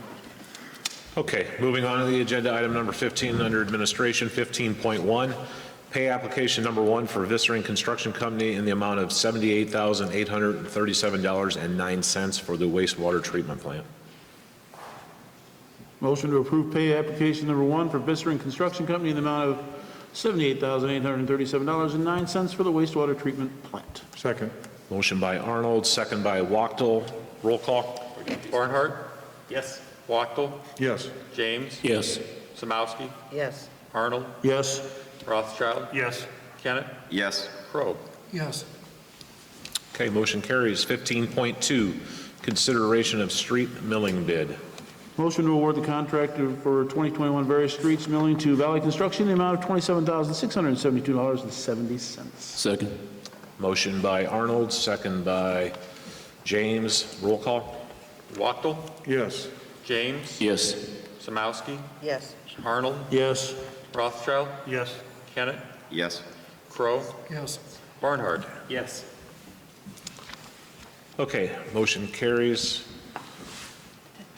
Item 15.3, consideration of ordinance O-21-04, and ordinance authorizing the issue of taxable general obligation bonds, parentheses, alternate revenue source, Series 2021 of the City of Geneseo, Henry County, Illinois, in the aggregate principal amount not to exceed $4,200,000 to finance the cost of portions of the unfunded accrued liability, actuarial liability of the city's police pension plan. Motion to approve. Second. Okay, motion by Wachtel, second by Arnold. Is there any discussion? Okay, roll call. James. Yes. Samowski. Yes. Arnold. Yes. Rothschild. Yes. Kennett. Yes. Crow. Yes. Barnhart. Yes. Wachtel. Yes.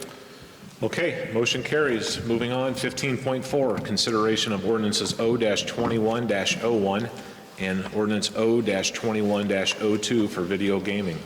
I'll make a motion to approve ordinances O-21-01 and O-21-02. Second.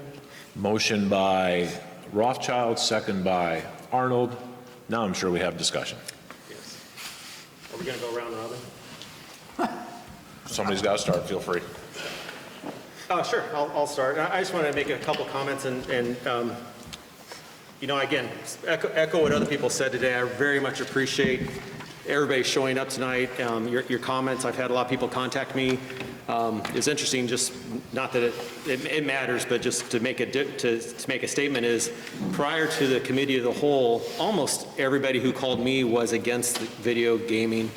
When I talk to people, people are in favor of it. This time, almost everybody who contacted me this week were in favor of it, and very few people actually contacted me against it, but I also know that people talk to me up front. I know that and I absolutely respect everybody's opinion on the council and, of course, of the public. I am not trying to convince anybody else about how they should vote, how they should feel. I'm just explaining my own feelings. I've had a number of people, both in the public, mainly the public, say, well, the majority of citizens in Geneseo are against this. I'm sorry, folks, the evidence is the exact opposite. There was a referendum, and the wording of the referendum was, should video gaming be prohibited in the city of Geneseo? And the citizens of Geneseo voted not to prohibit this. The majority of citizens voted against prohibiting video gaming. The council at that time felt that it was flawed and that people were confused, and I'm not disputing that, but I struggle with people coming to me and say the vast majority of people are not in favor of this. The only scientific evidence we have says the exact opposite. There is this feeling that we are doing this, and again, I'm speaking for myself, that this is a revenue source. We're trying to get revenue for the city, and that's true to a certain extent. Like that's been commented here, I'm looking at the businesses who are losing customers and the people who are not going into a restaurant and buying food and buying drinks, and they're going someplace else. And I'm looking at this as a loss to Geneseo's future. And I just firmly believe that if Geneseo stays stagnant, I think there was a comment made earlier about, years ago about, liquor licenses and the public, a certain percentage of the public not wanting that. That is now a vibrant part of Geneseo. People come here from miles and miles around to go to the breweries. The Geneseo Brew was featured this last weekend talking about the International Women's Day, and they had a whole event. It's a very positive impact on our community. And I'm sure that there's people in the audience who would say, I would love nothing more than to get rid of alcohol in Geneseo, and that's fair. I'm not pushing back on that. I am just a firm believer that as an adult, and I'm sorry, high school students are not going to go video gaming. It's against the law. They have to be 21. And you're not even allowed to have the games in sight of a minor. Like at a bar, has to have it in a different area, separated out. You're not going to have high schoolers in playing video games at a bar. It's illegal. As an adult, I have the right, if it's a legal activity in the state of Illinois, to participate. Prostitution is not legal in Illinois. So when people make comments like, well, what are we going to allow next? That's not even, that's not even on the table. I've heard people say, well, I'm going to, if you guys pass this, I'm going to leave Geneseo, move to Iowa. Iowa allows this, folks. It's allowed video gaming longer than Illinois does. So I don't quite understand this mindset of, if this is going to pass, I'm leaving Geneseo. And especially going to Iowa, which is far more prevalent for gambling than Illinois ever has been. So I just want to throw it out there. Again, I am very pro-business. I feel like we are throttling our businesses. We are creating a competitive disadvantage. And as an adult, it's my right to choose how I act. And if I choose to go to an establishment that allows it, that's my right. If I choose not to go to an establishment, that's my right. It's not my place to dictate what other adults do. So that's just my statement. Thank you. Do we want to, which way? We'll just go one. I'll go next if you don't mind, Mayor. At the committee of the whole meeting, I actually had 3 questions, and I mentioned I was going to bring them up again. And the 3 basic questions I'd like to have answered would be, and they're just thumbnail answers would be fine. Who would be allowed to have the machines? I've heard some, who knows for sure who can really get the things. What are the rules for having the machines when you have them? And what's the signage going to be allowed on those?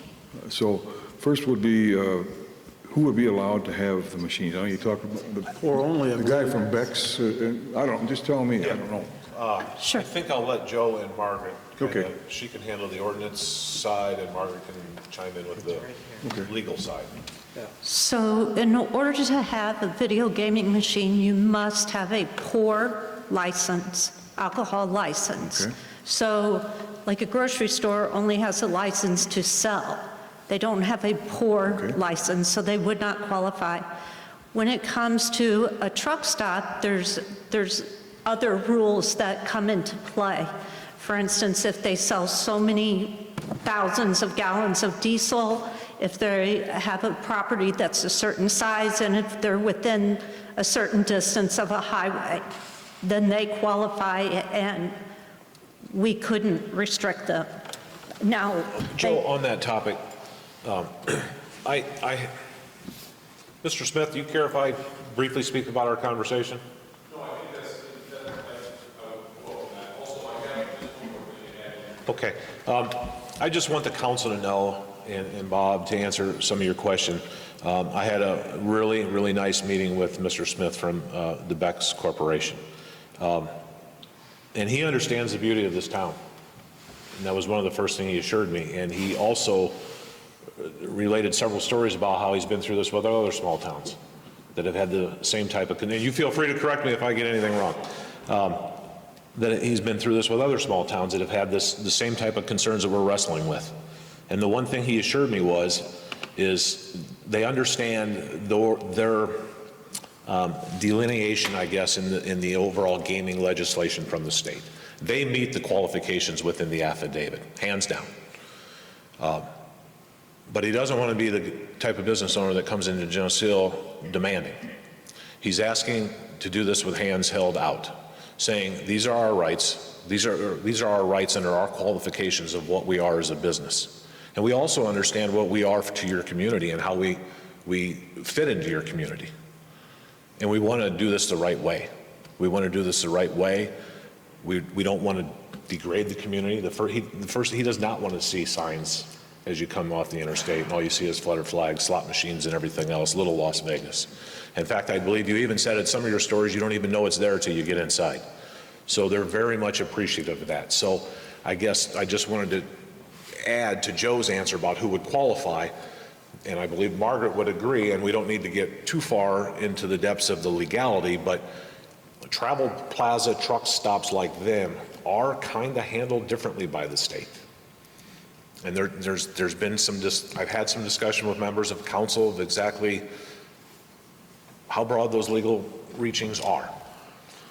But I would certainly like to be supportive of a local business that maintains a viable business and a well-looking, well-appearing, good quality business at our gateway. I'd rather do it with my hand stuck out and try to say, how can we make this work, rather than make an enemy that goes to the state of Illinois on me. So I think that's a fair characterization. That's what I needed, yeah. So then to answer your question Yes, it about does. signage. Well, no, tell me about signage. Signage? Yeah. Okay, so, yes, sir. Mr. One brief, yeah. Something that's not been brought up is the fact, state of Illinois, one of the big issues when they allowed video gaming was to put it in truck stops on highways, or interstate highways. And that was so that we could attract money from outside of the state. So that's one of the reasons why you have to have a pouring license, or you have to have 3 acres and 50,000 gallons of truck diesel when you within 3 miles on the interstate highway. And that's a big share of the monies that the gentleman spoke of earlier, that go into Princeton and that go into Geneseo, are monies that are traveling from outside the state, outside of the area. So a lot of these, if you add a lot of these money that come from outside of the city into the city, the city will benefit from that. Okay, thank you. Back to signage. Yeah, so back to signage. The signage for this type of business or this attribute at a business is the same as any other business signage. So you can't discriminate against it, but we don't currently allow in the downtown area temporary signage, with the exception of, they either call them sandwich signs or the bifold signs. We also don't allow, the Las Vegas type bulb neon signs. That's not allowed anywhere. The flutter flags are considered temporary signage, and we have not enforced people that leave them up for extended periods of time until they become, kind of ratty, and then we ask them to replace it. But technically, those are temporary signs that aren't supposed to be up permanently. But kind of like a lot of things, until somebody complains about it, no action is taken. And then as far as windows, you can't cover more than 50% of the glass with signage. And that's for safety with the police. I think I'm correct in saying that. So, yeah, just to expand on the signage, I have talked to Margaret and Dirk probably more over the last 2 to 3 weeks than I have my entire first year as mayor. And really, and again, Margaret, correct me if I'm wrong, they're comfortable with the signage, but signage comes down to enforcement is what it really comes down to. And like Joe related with the flutter flags that have been allowed unless somebody complains of that nature. So I think it comes down to us being diligent in our enforcement if it becomes a problem, number one. And number two, a few of the bar owners that had conversations with me, I just want to relate, also conveyed to me they appreciate the beauty of our downtown, and they don't want to do anything to tarnish that either. So, yes, times could change. Those businesses could turn over, certainly. But I want to say right now, I think we have good assets in our downtown that understand what our downtown should look like. And I am fairly comfortable that I don't think any of them would do anything to degrade that. Now, like I said, times could change. So I've been over signage as much as I can. It really, I guess, for the lack of a better words, comes down to proper enforcement if it becomes a problem. And Alderman, we're still looking at the sign ordinance and looking at ways to maybe tighten it up so that, you can be comfortable that you will maintain the appearance and the integrity and the aesthetic that you love here. So we'll have that for you probably next cow. Good.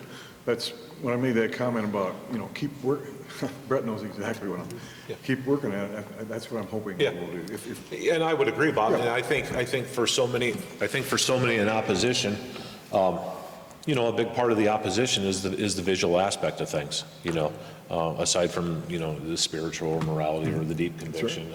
It's the appearance is an important thing to the community. So I can only say that this administration has done extreme due diligence in protecting that.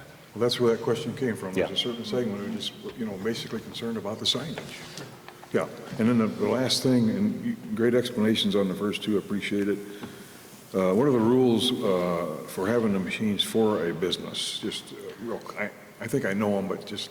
So a business has to either rope off or separate a certain area. They have to have so much room per machine, and no one under the age of 21 can be in that area. Okay. Again, they have to have a pour license. They can have up to 6 machines, but if you're the vendor placing machines, you're not going to place a machine in a place that, it really can't support the gaming of 6 machines. So. Is there something in there about the machines have to be visible from an employee, such as the bartender? Yes. Type of a thing, yeah. I always thought that was a good rule to have. Okay. Right, and Alderman, also in our draft ordinance, there is a requirement that 70% of your sales must be from food and or beverage. The ordinance also prohibits your cafe, gambling cafes or video gaming cafes. Okay. So we have, as Dirk would say, employed the belt and suspenders method so that, we ensure that if we don't achieve your goal one way, we do it another. Yeah. Okay. Yeah, and I know so many on council, we have great experience with Ansel Glink, and I think we all know the job they do for us, and I can only say that, and Dirk and Margaret both have the pulse on what the concerns of this community are from attending all of our meetings. And I think if you really read the ordinance, coming from their perspective, you can see the attempt to put extreme controls on who would qualify to prohibit those ugly types of establishments that I guess we don't necessarily want to see for sure. Thank you. Should we go Martin, and we'll just keep working our way down? Martin, do you have anything? The only thing I want to say is that I hope people understand that Sean and everybody on this council have been tasked with finding ways to get things done. We've always been really respectful of each other. No one, and I'm not speaking for everybody, but no one on this council would do anything to degrade this town. I've been here 42 years. My kids went through school here. My grandkids will go through school here. My wife has a business here. My daughter has a business here. The last thing I would do is anything that would degrade this town. This is a wonderful town, and if I didn't believe it, I wouldn't be sitting here. And I think that as we move forward, I think you'll see the respect that we have for one another, even if we don't agree. Thank you. Okay, Bob James. Just a thing on like truck stops, we're talking the state regulates that, so how does the city and the state? It's, without getting into too big a legal explanation, it was surmised to me like this. It is obviously best to be mindful of the separate regulation and the separate, I guess, rights, for the lack of a better word, Margaret, that truck stops and travel plazas are entitled to. Yes, historically, since the inception, there have been towns that have continued to prohibit. Those organizations at that time have the option of understanding that and being courteous of that. They also, and more recently, they have the opportunity to challenge that. And Dirk said it to me best, it's always best to try to be respectful of a local business owner, especially when they're an anchor of your community. Not that our travel plaza is any more important than any other business, but I think we would all agree they run a respectable operation within our community. So we'd be mindful of to try to work with them to find a way to accommodate their need. And he summarized by saying it's never a good idea just to tell somebody to go talk to Springfield. So that's why we incorporated the travel plaza, the truck stop. It's an affidavit that spells out what criteria they have to meet, and they easily meet those. But the people in town, the bar owners would have to have a pour license? Correct, okay. Yes. That's why they're separated out, correct. Okay, and the only other thing I've got to say is, I want to get into Brett's comments, would be there was a referendum, and however it went, and for whatever reason it was misunderstood or understood, what would be the difference between a referendum and the amount of people we've got here that spoke? This is not a scientific, this is not a representation of our population, 50 people. Yeah, and I mean, I'm by no means trying to silence any member of the council, but I think if we look big picture, and I think if we truly are objective and open our heart, we would truly understand, and I appreciate everybody's passion that's here, and by far it's in opposition. But we have to be mindful of the fact, and I guess I'm only speaking for myself, but Bob, I think you hit the nail on the head when we talked the other day. For so many of you on council, and Bob said it, they know their audience. So Bob's going to hear by your historical vote of being in opposition, more so, if not exclusively, from those in opposition. And I would suspect some of those that you supported in the past probably got more, if not the only voices of support. I, on the other hand, heard from everyone. And that's why, when I talk about the constituents, not that I'm not dismissing any of you guys, I can truly say, and that's why I made my mayor comment, because there is a majority of this community that has feelings about this that are to a varying degree of support, from the capitalistic support to where it should have been done a long time ago, to where we need the revenue, to where we've heard from citizens it's my individual right, somebody shouldn't be telling me what I can or can't do. I heard them all. So I don't want to, and I'm not diminishing anybody's conversation here, but I think we're just drawing this meeting out if we get into a debate about, well, look at these people, but I heard from these people, or I heard from that. We have a lot of citizens in this community.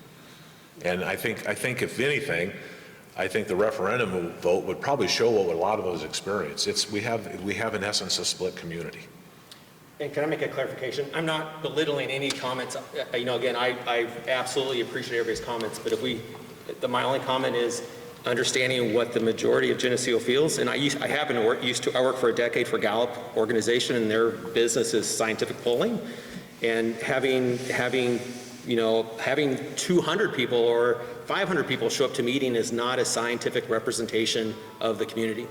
It's just I'm talking about just purely from a majority standpoint, not belittling anybody's opinion, and I appreciate everybody's opinion. I'm just purely talking about a scientific poll. Well, I understand that, but I also know that if you have 5,000 people in town, you might only get 500 votes. True, absolutely. Sure. Absolutely. So what's the difference in the scientific? Absolutely. Absolutely correct, Bob. I'm good. Yep. Okay, Doug Crow. Well, I just want to say to each one of you that I value all of your opinions. And even though we are evenly split on this, we disagree, I will still continue to value your opinions. My fear primarily is that the state of Illinois, meaning the state legislature and the governor, have determined that the state will be the cartel that controls gambling. And it has invited each municipality to join in. And I just refuse to join the cartel.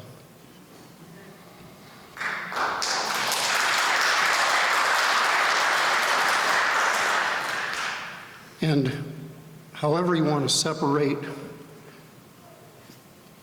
those of you who favor this want to put in certain safeguards so that we don't have gambling halls. And I believe that is the definition of the video cafe. A video cafe is a gambling hall. So you put in certain language into the ordinance that requires that the place where the gambling takes place, their primary purpose is to serve food and drink. But what do you do when the state decides that the municipalities will no longer have the ability to write the ordinance, that the state will govern this thing all by itself? What do you do when somebody who wants to set up one of these cafes drags the city into court to contest our ordinance? And even if we are not here, there will be some council who will buckle, who will give into it. And not only is the state the cartel that controls gambling, the state is the cartel that controls recreational marijuana. And we bust this door down, within 5 years we'll have marijuana dispensaries in Geneseo. Is that all, Doug? I'm finished. So just briefly, in answer to your question, what do we do if the state says this? I guess we'd have to do the same thing if we continue to say no to a business owner that truly qualifies under the eyes of the law, and should they, and I'm not answering for this individual, to choose to take us to court. We deal with the court battle. Yeah, well, right now, the only thing that we can do is say yes or no. I understand that, but at the end of the day, the struggles of governing a municipality is you're always ripe for litigation. Mm-hmm. So, and we make so many decisions on a nightly basis that are ripe with potential litigation, yet we do the best we can as a governing body, and that's what our citizens are asking us to do. Mm-hmm. So we would continue to do that. And Alderman, also, that is one instance of our belt and suspenders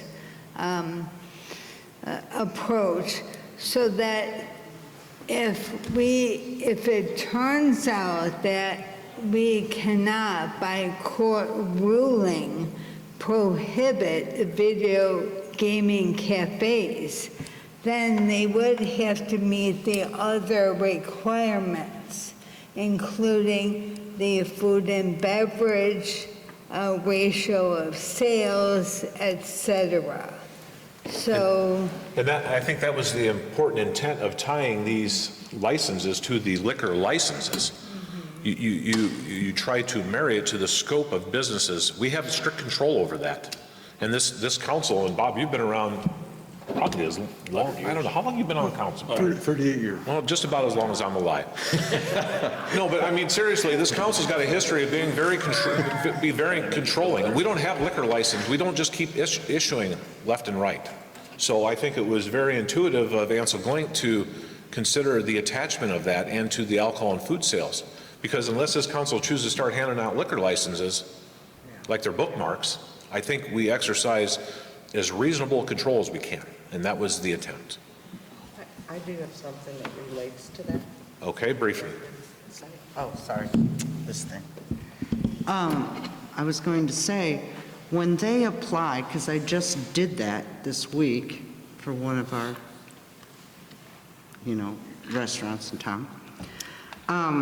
When they apply for a liquor license with the state of Illinois, they have to show ours, okay? They have to have the city license first, and it gets attached and submitted to the state. And if they don't have it, they can't have a liquor license through the state. So I'm just saying, Gaming is the we have opposite that of- control over them, that they can't have a license with us or whatever, then they have no way to apply to the state. Did They you just hear Joe, reject it. Paula? Pardon?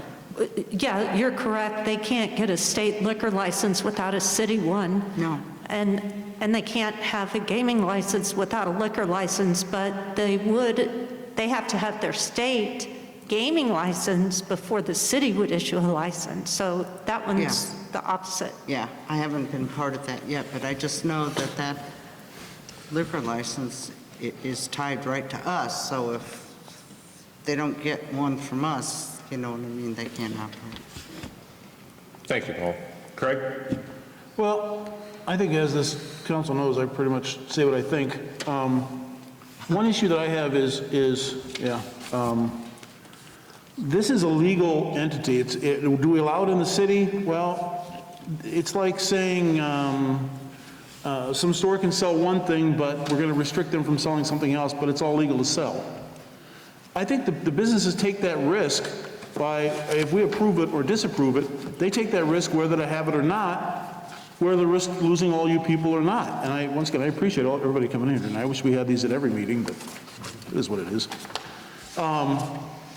But I think that if someone could come to me and say, you know, I heard all the gaming and the addiction and all the possibilities that it brings and all the bad things, I would like to see a statistic that says how many, let's say Lehman's puts in a video gaming system or video gaming, how many of the people that come in to play those games are new, or how many are those that have played somewhere before? And I don't know how you find that out exactly, but I don't think it's okay, now Lehman's is gonna, and I'm just using an example, I hope you don't mind. Let's say they put in a video gaming and people come in. They're risking all of you who oppose it from not eating there. I mean, that's their risk. So I think they take these things under consideration. That's capitalism. Is the city gonna make a lot of money off of it? I doubt it. And I don't even come from that aspect to begin with. But I just come from it as we need to allow businesses here to be competitive so that the money is spent here. I know that Alderman Kennett had in the letter to the editor, you mentioned the $32,000 that goes to the establishments, but the 60 out of $100,000 that's spent or whatever it was. I don't know what restaurant and bar through this COVID would want that $32,000 right now to help. Whether to keep staff on, whether to keep the lights on, whether to, and from that aspect, are they going to make that sacrifice to put video gaming in? Some are and some aren't. But that's their choice. It's your choice to go do it. I'm not a gambler, so I'm not going to go there and use it. Doesn't mean I'm not going to go to Lehman's or whatever to eat or drink or whatever, but it's not me. It's just, and that's fine. But I think each of us has to, in this country, there's a freedom that we get to choose what, as long as it's legal, we can choose to do what we are. We are held responsible for our own actions. And I struggle with the council, some of the council members, well, pretty much all of them, that say that you don't want to have this, yet last August, we had Budget. something came up that Joe wanted to extend liquor licenses because somebody wanted to put a packaged liquor license or packaged liquor store, on the strip mall in Oakwood. And everybody here voted for it except me. Now, you talk about attractiveness and how it looks. To me, that doesn't look good. That doesn't make Geneseo look good. But everybody voted for it. So I guess I don't understand. This is something that's so restrictive that Geneseo is going to make minimal out of it, if anything. And if the operators of the bars and restaurants, it doesn't work for them and they start to lose business, maybe they take it out. It's not like they have to keep it. Just because video gaming's here and it's permanent doesn't mean that people are going to have it. If it's market driven. If people use it, they'll be here. If it's not, they'll leave. This is my turn. Okay. So that's where I'm coming from. I would just like to know those statistics. I would like to know where, and I get all the bad parts about gambling, but there's gambling. I mean, these business owners are gamblers. They're putting their lives, their financial livelihoods on the line, opening doors every day and hoping people come in. And all they're asking for is to have something, have the opportunity to put something in that's legal that would help their business become more competitive. And I guess for that, I support it. My turn? No. No. Keith. Hi, Keith. Well, hi, Sean. Hey, do you think it's fair? And well, after we take a vote, I guess I would ask if you could give me a moment to say something also. Yeah, sure. And I do want to start, and I wrote this down. Most of what has been said here, you all know I agree with. You've read my comments in the paper. You've heard them at the Committee of the Whole. You heard them over the last 8 years and what have you. So I know there's no surprises amongst us. But I do want to say that with the mayor, that, you know, we had a good conversation when you were first elected. We were very upfront with each other, shared our opinions, and I think really on most things we do find that we agree. And my general default is to, you know, we have to work together. We're always better working together as a community. And so, frankly, I'm really not comfortable, you know, having an opposite position from the mayor. But he knows, as well as I do, that it's a opposite position from passion. And I don't doubt that his love of this community is any different or any less or more than my love for this community. And all of our love for this community. And I do want to say to Bill from Beck's, he has been there twice before. We've met in Princeton. We've had conversations. I do respect how you share your views. And in many ways, Princeton is kind of a sister city, if you will, and we do have a lot of common values. And so I do appreciate that input too. And Mr. Lehman and what have you, I do recognize that. But I would take, you know, some exception. I have a good idea probably who some of the business leaders that you spoke with who do quietly support it, but don't want to come out and I would just add, they sought me out. Correct. But that said, we have a process. And we have a process that we followed. We've all worked to make this a transparent process. We have all worked, we have asked for public comment, and we've had 4 periods of public comment and what have you.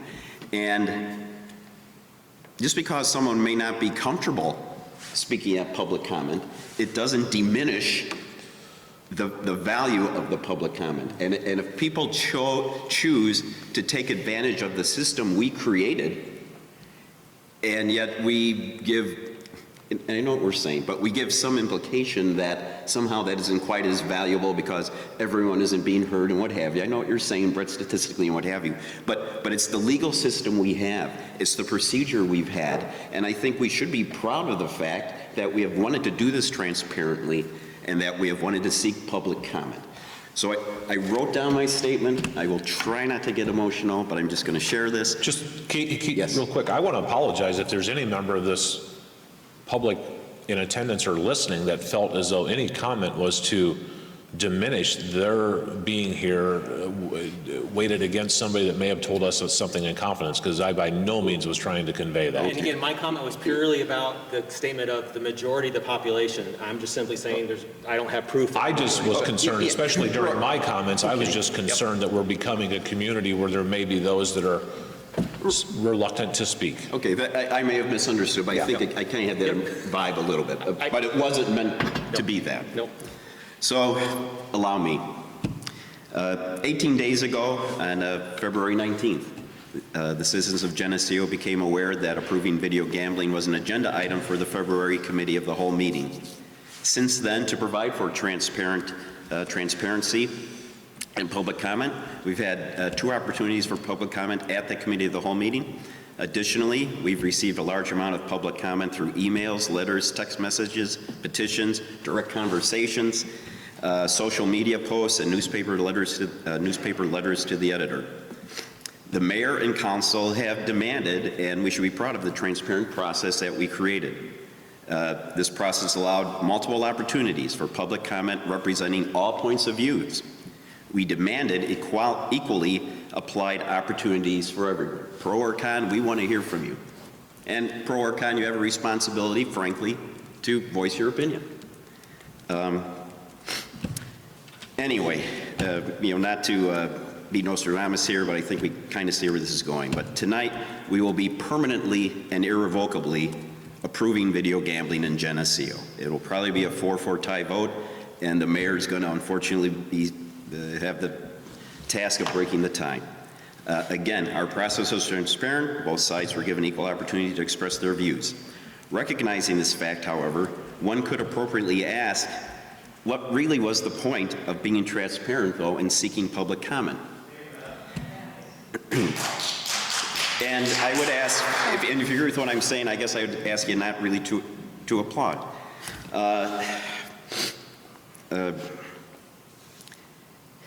We will be approving video gambling, even though, and I have modified these numbers as the evening went on, so these are accurate at the time, but even though 98.9% of the public comment has clearly told us not to do so. How do we explain this? All of our citizens had equal opportunity to publicly share their comments and views. 98.9% of them have told us, no, don't do this, we don't support this, and yet we're doing it anyway. How do we explain this? The city of Geneseo is not the mayor, it's not Alderman Kennett, it's not the city council or city administrator or city staff. No, we are the people that the stakeholders of Geneseo have put in place to manage their community based on the direction they give. The city of Geneseo are the people in the audience, the ones who have given us the public comments and made the effort and given us the input we asked them for. We're not more knowledgeable than they are. We're not keepers of some secret insight. The citizens clearly understand the gambling issues, pro and con, and their public comments have given us clear direction.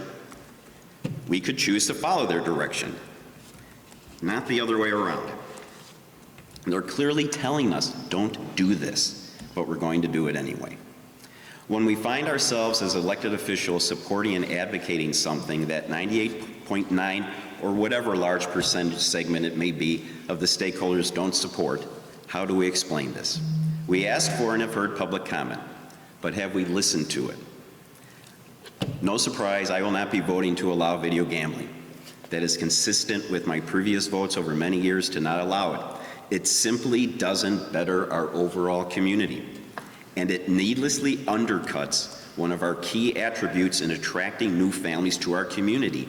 It's okay to be different. And for me, it's no more complicated than that. So, I'll cast my vote. I'll stand with those who created this town that I chose to move to. I trust their wisdom. Money isn't everything, and values do matter. So, thanks for listening to me. Paul? I know all of you will find this hard to believe, but I don't have a lot to say. Nothing? There is one thing. I think that, all of us, since we've been through this pandemic for a year. And I do believe that coming out of it, we will find ourselves changed. And what I say by that is, like many of the restaurant owners, probably will never, even if they're allowed to, they won't go back to 100%. They won't pack the place anymore. And why is that? Because people aren't comfortable with it anymore. We've learned that maybe that wasn't the best thing we should do. So some of these owners have to think about how they're going to, if they can make $500 or $1,000 a week or whatever, maybe that supplements what they're doing because they no longer can put capacity into their place. I'm just saying, things are going to change. I mean, I don't know about you. Do you feel the same about going into a place anymore? I mean, do you? Actually, this is the closest we have all sat to one another in a year. Mm-hmm. So I know people are apprehensive to go and be shoulder to shoulder. Now, we're all going to get vaccinated, God, I hope, and that should make a difference. But I still think it has changed people's mindset. I was never one that was a germophobic, but, would have raised my kids and this, that, or whatever. I mean, I was careful, but not like this. And think that this is what they say, it's kind of like overkill. You say the new norm, but that's what it is. And so a lot of the restaurants have chose not to put capacity, even though they're allowed to, even though the state of Illinois tells them what they can do. They're not doing it. So this would be a way for them to maybe supplement what's not going on. Also, obviously I will vote for it. I don't think, here's another one. Who brought up Galena? Well, Mike and I have a house in Galena just so we can, a little house, so we can see our grandkids, you know what I mean? And I said to Susan, I said, when this whole thing started, I said, hey, does Galena have video gaming? And she said, yeah, like, you don't know it's there.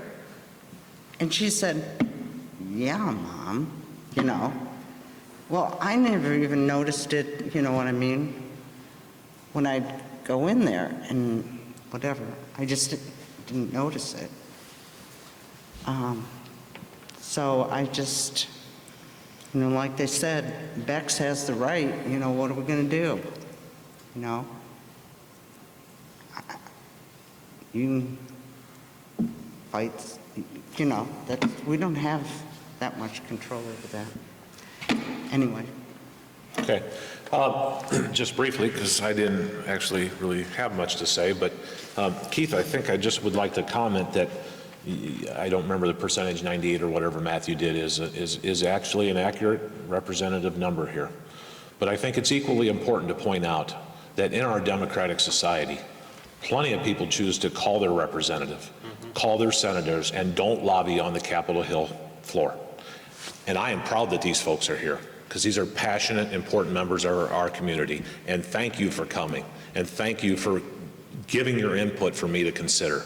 But I think it circles right back to what I said during Mayor's comments. We have to be careful of what we recognize as a voice in this community. And just because somebody's not here lobbying on our steps tonight, it's no different than the person that chooses to call, write, or correspond with their congressman or their elected officials. So I think if we're going to be transparent, like we were talking about, we need to look at the big picture. And with that, I have nothing. Any further comments? Any further discussion? I'll call the question. Do we have to vote on that? Honestly, I haven't done that in decades. I don't think we've ever done that. Just do the motion. Yeah, make your. We already made the motion. Motion second. Call for the vote. Already seconded. Just restate the motion, would you? A yes vote means what? Who read it? Motion Yeah, to it's a first from Rothschild, a second Just from clarify Arnold. the motion. Yeah. He read it, and I seconded it. It was a, Brett, we had a motion by Barnhart, or Rothschild, second by Arnold. so the motion was a motion to approve ordinance 021-20, no, I'm sorry, I'm the wrong one. Oh, motion to approve ordinances 02101 and 02102. That's it. Yes, correct. Okay, roll call. Samowski, Yes. Arnold, Yes. Rothschild, Yes. Kennett, No. Crow, No. Barnhart, Yes. Wachtel, No. James, No. Mayor Johnson. The last 2 weeks have been a difficult one for me as I wrestled with the decision I'm about to make regarding the future of video gaming.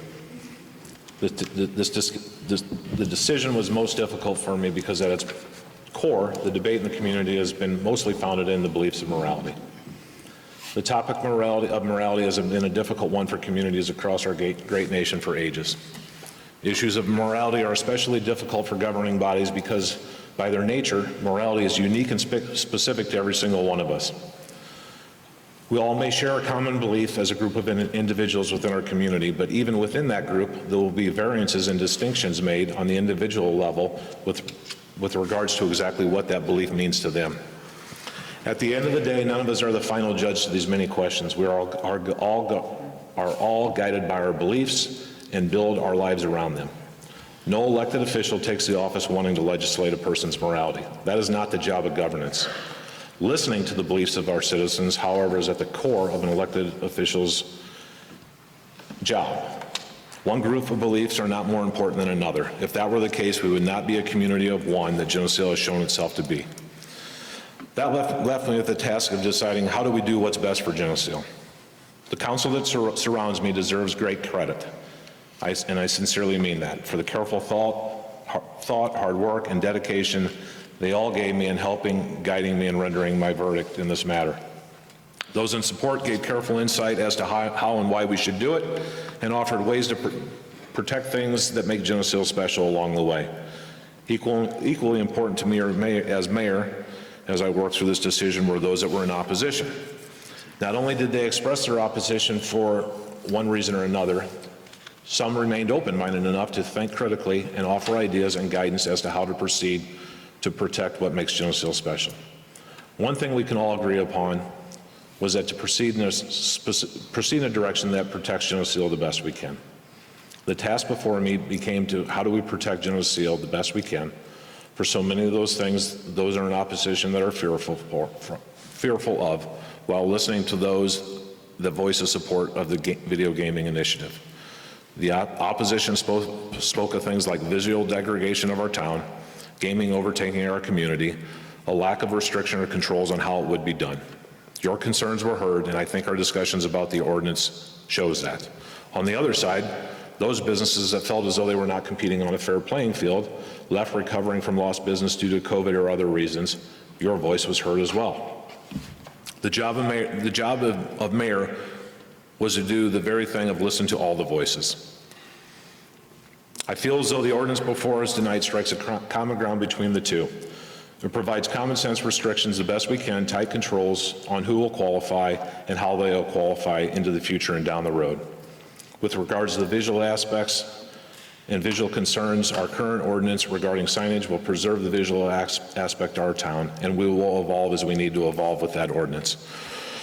More importantly, with regards to those that may expand video gaming, pledging to preserve, more importantly, this ordinance pledges to expand video gaming and allow video gaming to those who believe it to be their right, while doing our best we can to preserve the pristine look of our community. Ladies and gentlemen, we are a diverse community of views and beliefs. We are a town that prides itself on tolerance and understanding. For this body to do anything other than strike a balance that listens to the voices of all citizens on a matter like video gaming would be to silence and ignore the voice on one side while only listening to the other. Many are not going to agree with me, but to me, that is not Geneseo-like, nor is it the type of administration that I believe in leading. And for those reasons, I vote yes.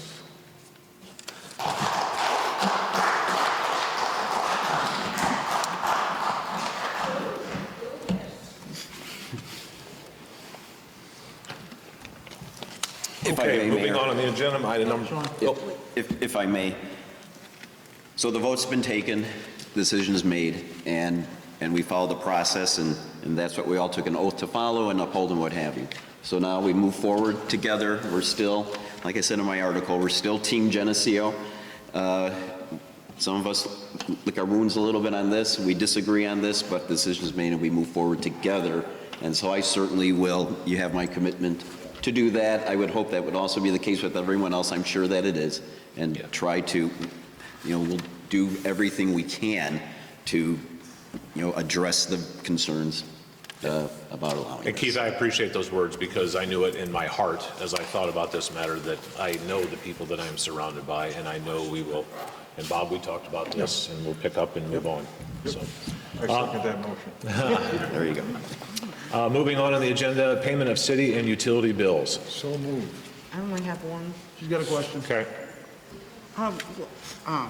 Sorry. What's Jamie's gone, the Illinois Environmental Protection Agency that what did we have to pay them for? I don't know. Paula, we can't hear you. Would you speak closer or just pull down so we can hear you? IEPA. I think Eric heard you because he's coming this way. No, I think it's our IEPA loan, isn't it, Jamie? Oh, it's the loan. Yeah. Wastewater, Chad? Water, wastewater, Paula. It's our payment? Yeah. I think that was it. Motion to approve the city bills is presented. Motion by Arnold, second by Wachtel. Roll call. Arnold? Yes. Rothschild? Yes. Kennett? Yes. Crowe? Yes. Barnhart? Yes. Wachtel? Yes. James? Yes. Samowski? Yes. Okay, motion carried. We're gonna do public comment then? Okay. Okay, there is a minor modification to the agenda, so we are going to do public comment at this time for all other related items that didn't pertain to the agenda, but we will be adding a brief executive session, so nobody go nowhere. Yeah, we are. Under the advice of Margaret, we are. Second. City ordinance allows members of the public to speak and give input up to 3 minutes during public comment. There can be no debate or action by the city council at this time. You may email your comments to administrator@cityadministrator.com or text to 309-944-0915. Are there any members of the public with any public comment to any other related items? Okay. Motion to adjourn. No. Sorry. That being the case, I will have to ask the members of the public to step into the lobby if anybody's choosing to wait around for an elected official or something. Yeah, and we will need to cut the public feed for the executive session. Good meeting, my energy. It's brief. No, I'm good. I just don't know how easy it is to cut things off.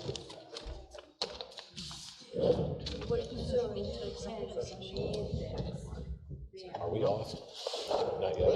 I told you there was an executive session. We have to have a motion. Yeah, So, yeah, read it. okay, That's the motion. okay. Yeah, Okay, I'm gonna read the motion, guys. well, so read this then. Yeah, Still people here.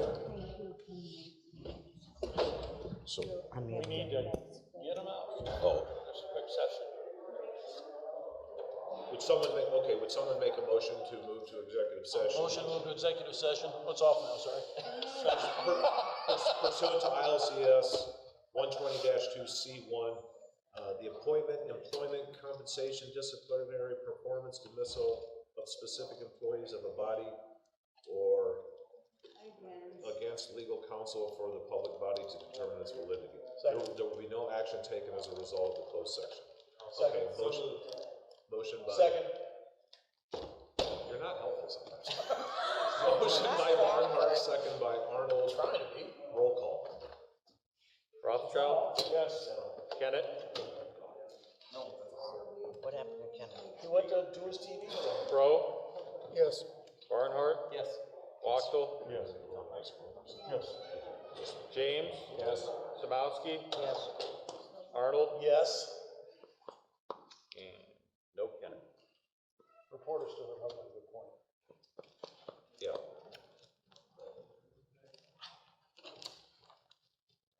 Casey, I'm sorry, we need to clear Clear the the room. room. Here. Do we know